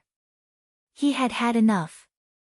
He had had enough of this Shadow Council chief who killed his good friend, Doroten, and his wife. He had had enough of this reckless chief who didn't care about the lives of the tribe's warriors. He had had enough of this brainless and irresponsible Blackhand. Orgrim made up his mind. After the horde survived this crisis, he would follow the tradition of the other clans and challenge the great chief Black Hand for the position of chief, Makara. He would kill this puppet of the Shadow Council in a duel, and then take care of the Shadow Council. But Duque's ruthless and effective magic attacks left a deep impression on Orgrim. Only a mystic could deal with a mystic. Should he kill Ghoul, Dan and his warlocks? For the first time, Orgrim hesitated. But, he had to solve the crisis in front of him first. Orgrim pointed to the north on the military map he got from the humans. We don't need so many warriors to take down this small Stormwind city. Chieftain, I suggest we split up. In this place called Iron Furnace Castle, there is another kind of weak and short humanoid creatures called dwarves. Since the tribe wants to be the master of this land, we shouldn't let any of the other powers go. Black Hand and the other tribal chieftains' eyes lit up. When they first arrived at Azeroth, the tribe was completely clueless. They didn't know where they were, how many enemies they had, or where they were. Even though Ghoul, Dan emphasized the weakness of the enemies, and in reality, these weak enemies were no match for them. But the tribe was still in a state of ignorance about where to attack and how many people to send. After killing a lot of humans and seizing the maps, the chieftains finally learned more information. Now, Orgrim's suggestion had undoubtedly pointed them in a brighter direction.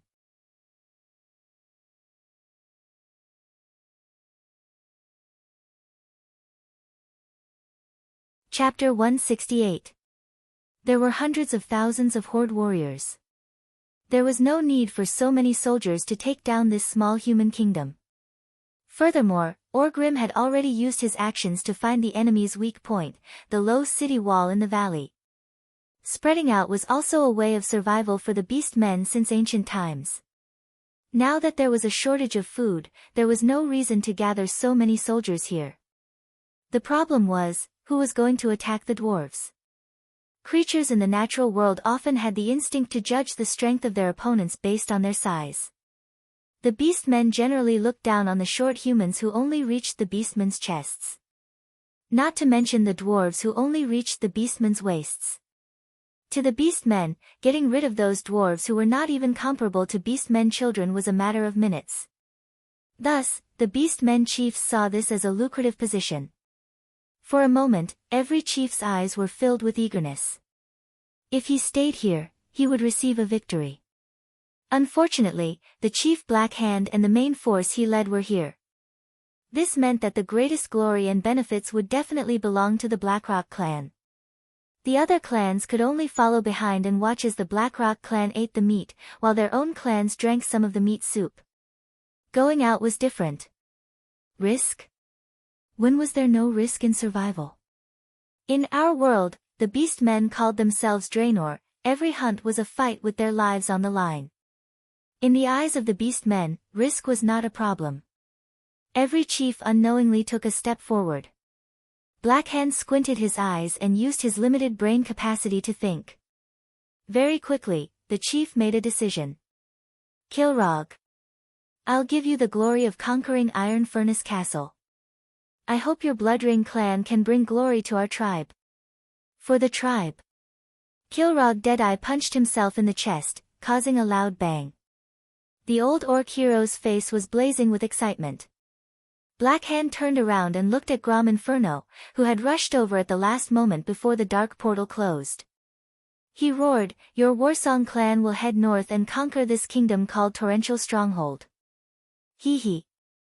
My Bloodhowl has been hungry for a long time. Grom's lips curled up, revealing a bloodthirsty smile. Blackhand slammed the rough wooden table, instantly turning a corner into splinters. Other clans, prepare yourselves. We will directly cross the mountain and attack the eastern wall of Stormwind City. Blackhand and Orgrim's idea was a good one. Unfortunately, dreams were plentiful, but reality was harsh.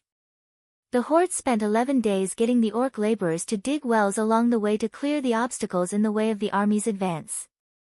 Once again, Orgrim and the orc army behind him were dumbfounded as they traversed the mountains with ease. Blackhand grabbed Orgrim's neck and roared, "Is this what you meant by weak defense?"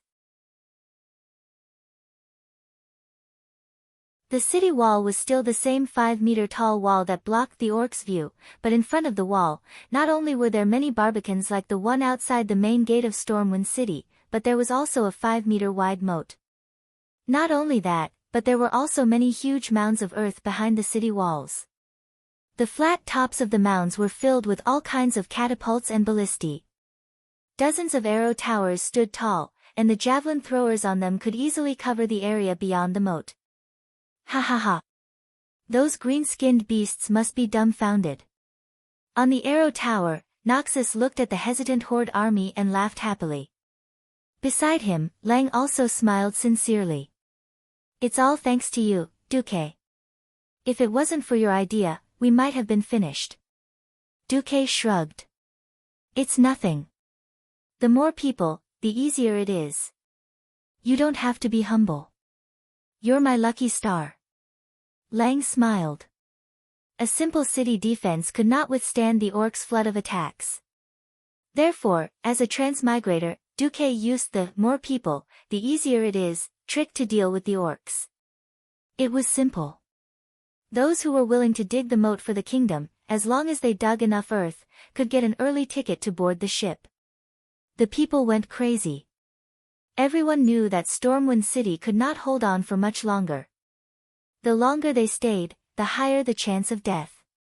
If not for the fact that they were surrounded and the sea was the only way out, the people would have rioted and fled on a large scale. Many people at the docks thought of ways and used up all their money just to get an early ticket. Don't talk nonsense like everyone was equal. The truth was that the more capable and the more capital one had, the more likely one could escape. Didn't they see that the nobles no longer had to go through the civilian docks? They could just board the new ships of the Stormwind Navy at the military port and easily escape from this desperate Stormwind City. But now, Duque's policy gave these pessimistic people new hope. As long as they worked hard, they could save themselves and their friends in advance. The conditions were not harsh. The laborers dug under the cover of the Stormwind soldiers who were ready for battle. Digging 20 standard carriages of earth could be exchanged for a ticket.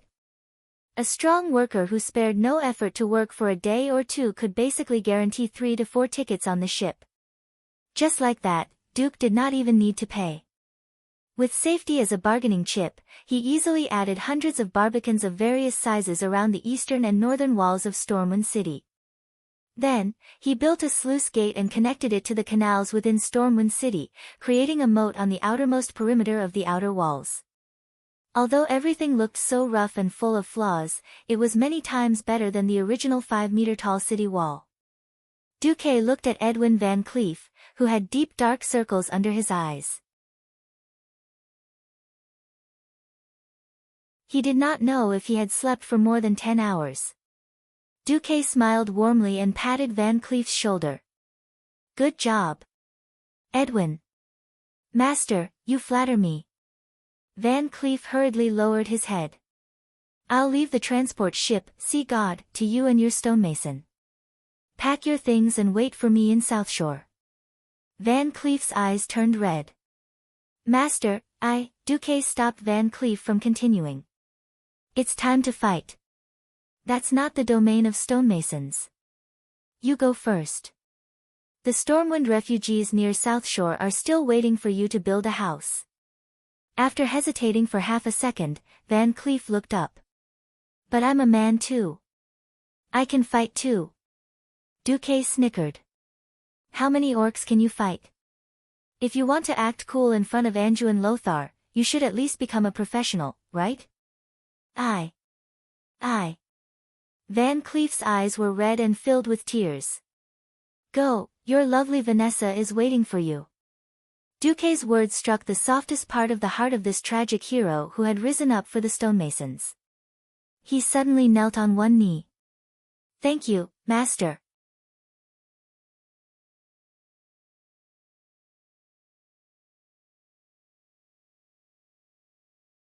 Chapter 169. At Stormwind Port, Van Cleef's eyes reddened when he saw the huge Poseidon ship moored in the harbor. There was a large sign on the dock that read, exclusively used by the Stonemason Guild, and Count Duque's personal guards. Count Duke Marcus' reputation had seeped into the hearts of every citizen of Stormwind. His courage, wisdom, fairness, benevolence, and greatness had almost become holy. People began to put his name alongside King Lang and Anduin Lothar. No matter where they were, the private guards of Count Marcus who wore the emblem of the 100-armed god of death would receive the most solemn treatment, equivalent to that of a knight. All the chaotic scenes would become orderly after the arrival of Duque's private guards. This was prestige, this was the people's spontaneous worship of Duque. While Van Cleef and the other stonemasons stayed behind to work, many wanted to sell their lives to Stormwind as the price for sending their families away early. Who would have thought that Duque would actually send them away? There was no way they would be killed when they were already dead. Before leaving, Makarov, the butler of Duque's external affairs, personally delivered the construction plans of the South Shore refugee camp. This made it clear to Van Cleef and his brothers that there were still many areas where they could be of use. Here is the money needed to build the houses. Makarov's men carried over 50 chests of gold coins. If this is not enough, you can also use your signature to withdraw up to 300,000 gold coins from the Sea King Merchant Guild branch in Kurtiras and Menethil Port. Master. Does he trust me that much? Makarov smiled. Master Marcus said that he saw your eyes, and they told him that you are the kind of person who will do anything for the people, for your brothers, even sacrificing yourself. He believes in your character. 2 streams of tears flowed down his cheeks, and Van Cleef wailed like a child. Makarov patted Van Cleef's shoulder. Do well. Master said that the rebuilding of New Stormwind will depend on you. Van Cleef looked up in a daze. Will we retake Stormwind? I will. Because Master himself said, Stormwind City will be destroyed, but Stormwind City is destined to be reborn. Master Duke Marcus is synonymous with miracles. If he can't do it, who can? That's right. If Duque couldn't do it, who could? At the age of 14, he declared that he had surpassed the world guardian Mediv at that time. Before the age of 15, he had become one of the richest merchants in Stormwind and even the 7 human kingdoms. In the same year, he risked his life to follow Anduin Lothar to launch a surprise attack on Karazhan, sending the boss of the Burning Legion, Sargeras, into the bottomless abyss. Not long ago, he had summoned endless heavenly fire on his griffin alone, burning 100,000 orcs to death with a single fire. Well, it's necessary for publicity. Poor Darnielle was ignored, and the number of orcs killed in battle was exaggerated by 10 times. Anyway, when the orcs retreated in a hurry, Lothar asked his men to pick up thousands of charred orc corpses to show to the public, and the people decisively believed it. Who is the miracle? Duque himself was a miracle. For a moment, Van Cleef's heart was filled with blood. If you want to act cool in front of Anduin Lothar, you should at least become a professional, right? Duque's words still echoed in Van Cleef's ears. Van Cleef clenched his fists tightly, and he made a decision. Become a professional. Not just a stonemason, but also a strong person to guard Master's side. Suddenly, there was a commotion outside the cabin. This was a critical time. Makarov and Van Cleef immediately looked towards the direction of the sound. It was the direction of Stormwind's military port. Due to the needs of the war, the port had been constantly expanding. The northernmost berthing of the civilian port was already very close to the military port, so they could clearly see what was happening at the military port dozens of meters away. All of you, get off the ship. There's no extra space on the ship for filthy people like you. Seeing the filthy people that the noble was talking about, Makarov and Van Cleef's eyes widened. Those were the navy of Stormwind. Why were the owners of the ship being chased off? This is the Royal Navy's ship. The first mate on the ship waved his fist angrily. Not for now. The noble with the count's medal arrogantly raised his hand, and immediately a person who looked like a butler walked forward. Makarov recognized him. He was Count Christian Ferens, whom Windsor had rescued from Karazhan a while ago. F***CK. He really F***King saved a scourge back. And he actually treated these scum like they were his king. At this moment, Makarov was cursing Windsor in his heart for being so meddlesome. Summon the Imperial Order of King Lang Rin. From the 8th of this month, Jacob is responsible for transporting Duke Ferenc and his personal belongings to South Shore. There was nothing wrong with the order itself. In fact, it was already a great gift from Lang to have the Navy ship free to transport the nobles. But the king's order was obviously amplified by someone. In order to transport more of their own people, as well as their family heirlooms and valuables, the nobles actually threw the entire navy off the ship. The cabins that originally belonged to the navy were all filled with treasures, guards, servants, and maids. A navy officer suppressed his anger. Then your safety will not be guaranteed. I don't need you lousy temporary sailors. My men can handle this ship just fine. They are sailors with rich experience in long-distance voyages. The arrogance of the nobles was vividly displayed by Count Christian Ferenc at this moment. Bullshit. How can a navy ship be the same as a civilian ship?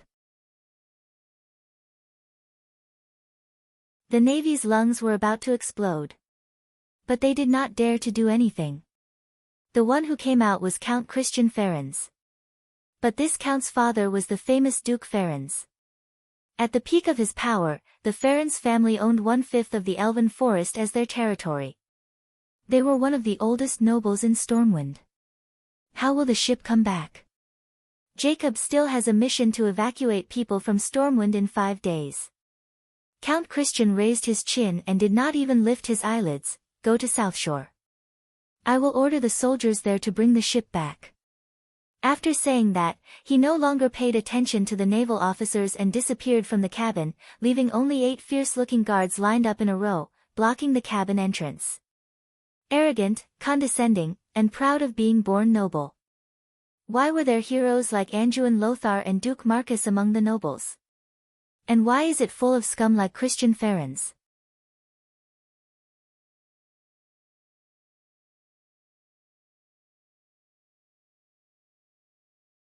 Chapter 170.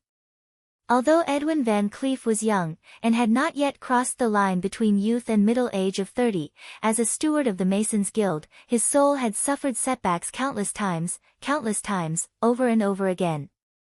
This was not the first time Edwin had tasted the arrogance and stinginess of the nobles. Perhaps he had spent a lot of money on a priceless stone sculpture, but refused to pay the rest because a butler said, "His lordship does not like it." In reality, the rest of the money was pocketed by someone, and the stonemason who had paid for the expensive materials fell into bankruptcy. When a request from the nobles came again, there was no way to refuse. Work, or be persecuted to death. King Lang was wise and great. He was like the sun, giving light to the people. But there were places in the world where the sun could not shine, and the golden signboard of the nobles was the perfect prop. The nobles could wantonly exploit the people of the lower classes without paying any price. Edwin's extremely sensitive ears could still hear the voice coming from behind him. All citizens with valid tickets, listen up. Everyone is only allowed to bring no more than 10 pounds of personal belongings. Do not worry, everyone will be given enough bread and water every day from the time the ship sets sail to South Shore. In addition, the king has already prepared enough food for everyone in South Shore. Who did not have some beloved items? Limiting the amount of belongings they could bring was a helpless measure to transport more citizens. Everyone understood and understood. In this chaotic time of war, everyone was already very grateful to Duque and King Lang for such an excellent escape plan in the face of the crazy orcs. But when Edwin saw the personal belongings of the navy officers being thrown out of the hold like trash, just to accommodate the hound favored by the nobles. When he saw that only the beautiful maids who were willing to be toyed with by the nobles could board the ship, and the old maids were heartlessly abandoned, crying their hearts out on the dock, Edwin Van Cleef still clenched his fists tightly, not even noticing that his nails dug deep into his palms and bled. The nobles were almost the masters of fate. Edwin had been pushed into the abyss of despair time and time again under the unreasonable manipulation of fate. That was until he met Duke Marcus, the miracle child who rose to the top of the kingdom's hierarchy with his astonishing talent, courage, and wisdom. He saw another clean stream in the kingdom other than Anduin Lothar. Unlike Lothar, he could be of use under Duque, and unknowingly, he had greater hopes for Duque. Would Duque finally grasp the power of Stormwind and sweep away the filthy aristocratic wind? He shouldn't be fantasizing, but Edwin couldn't help but wonder what would happen if Duque was in a high position. Edwin was still too young. His thoughts were practically written all over his face. Among Duque's subordinates, Makarov was never a talented fighter. However, as the leader of the mercenaries, the oldest Makarov had the most experience in dealing with people and observing their body language. Makarov saw through Edwin's thoughts in an instant.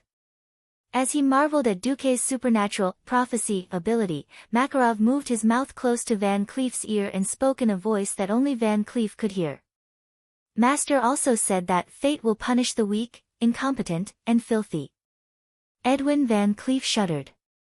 Is Master Marcus hinting at something? He turned his head abruptly. Makarov, the old but shrewd count, had a "I didn't say anything" look on his face. Edwin suddenly had a feeling that Duque had prepared some sort of backup plan. Was he going to wipe out all the filthy and despicable nobles? What was he going to do? Was he going to act under the king's nose when the orcs were invading? After all, no matter how wise and great Clan was, he had never touched the interests of these nobles, let alone punished them. Everything Lang did was to improve the lives of the people outside of the traditional circle of interests of the nobles. But Master Duque, Edwin's mind was a mess. He knew that he was the backbone of Duque's faction, and Makarov was Duque's mouthpiece. There was no need for Makarov to lie to him. Did Duque see through his thoughts and want his complete loyalty? What kind of joke is this? What value do I have that the great Sea King would place so much importance on me? Van Cleef's head was about to explode. The only thing he knew was that if anything happened to these nobles during this escape, it would definitely have something to do with Duque. After sharing a shocking secret, the thrill of entering the core of Duque's power was like a strong wine being poured into his veins, giving Edwin a sense of excitement. Perhaps Duke Marcus really was the hero in his heart who could lead the people onto the path of greatness. Time passed quickly, and 2 hours later, the preparations for departure were finally completed. In fact, Van Cleef's ship was the first to set sail. A transport ship modified from a civilian merchant ship could not compare to a real warship in terms of speed or direction. Less than half an hour into the voyage, Van Cleef saw the warships loaded with nobles and expensive valuables easily overtake their transport ships, disappearing into the horizon in the short span of an hour. Van Cleef sneered as he watched the warships that had removed all the naval flags of Stormwind, leaving only the lion flag in place of the noble family's insignia. Night fell. The curtain of night receded, but danger was approaching the nobles in the early morning. After the morning mist dissipated, the blood sails that blotted out the sun could be seen in the distance. The private sailor in charge of the lookout was indescribably shocked. He couldn't react in time, and was stunned for a few seconds before he rang the alarm. Clang clang clang. Not good. Not good. It's the Bloodsail Pirates. The Bloodsail Pirates were a group of pirates formed by the rebel army led by Duke Varel. Their headquarters were in Stranglethorn Vale. As a group of pirates that used to be part of the navy, the Bloodsail Pirates were extremely powerful. It wasn't an exaggeration to say that even if the nobles left the navy behind, they might not be able to fight against the Bloodsail Pirates, not to mention that they had courted death by chasing all the navy off the ship. Fear and uneasiness swept through the entire fleet like a freezing wind in a very short time. Countless nobles were awakened from their dreams by the alarm bell, and everyone's eyes were hazy. But after hearing the name of the Bloodsail Pirates, everyone's sleepiness was blown away. Impossible. This was the first reaction of all the nobles. Once they put on their clothes with the help of their maids and stepped out of the cabin onto the deck, their expressions froze in fear. You're tuning into the Blissful Bookshelf YouTube channel.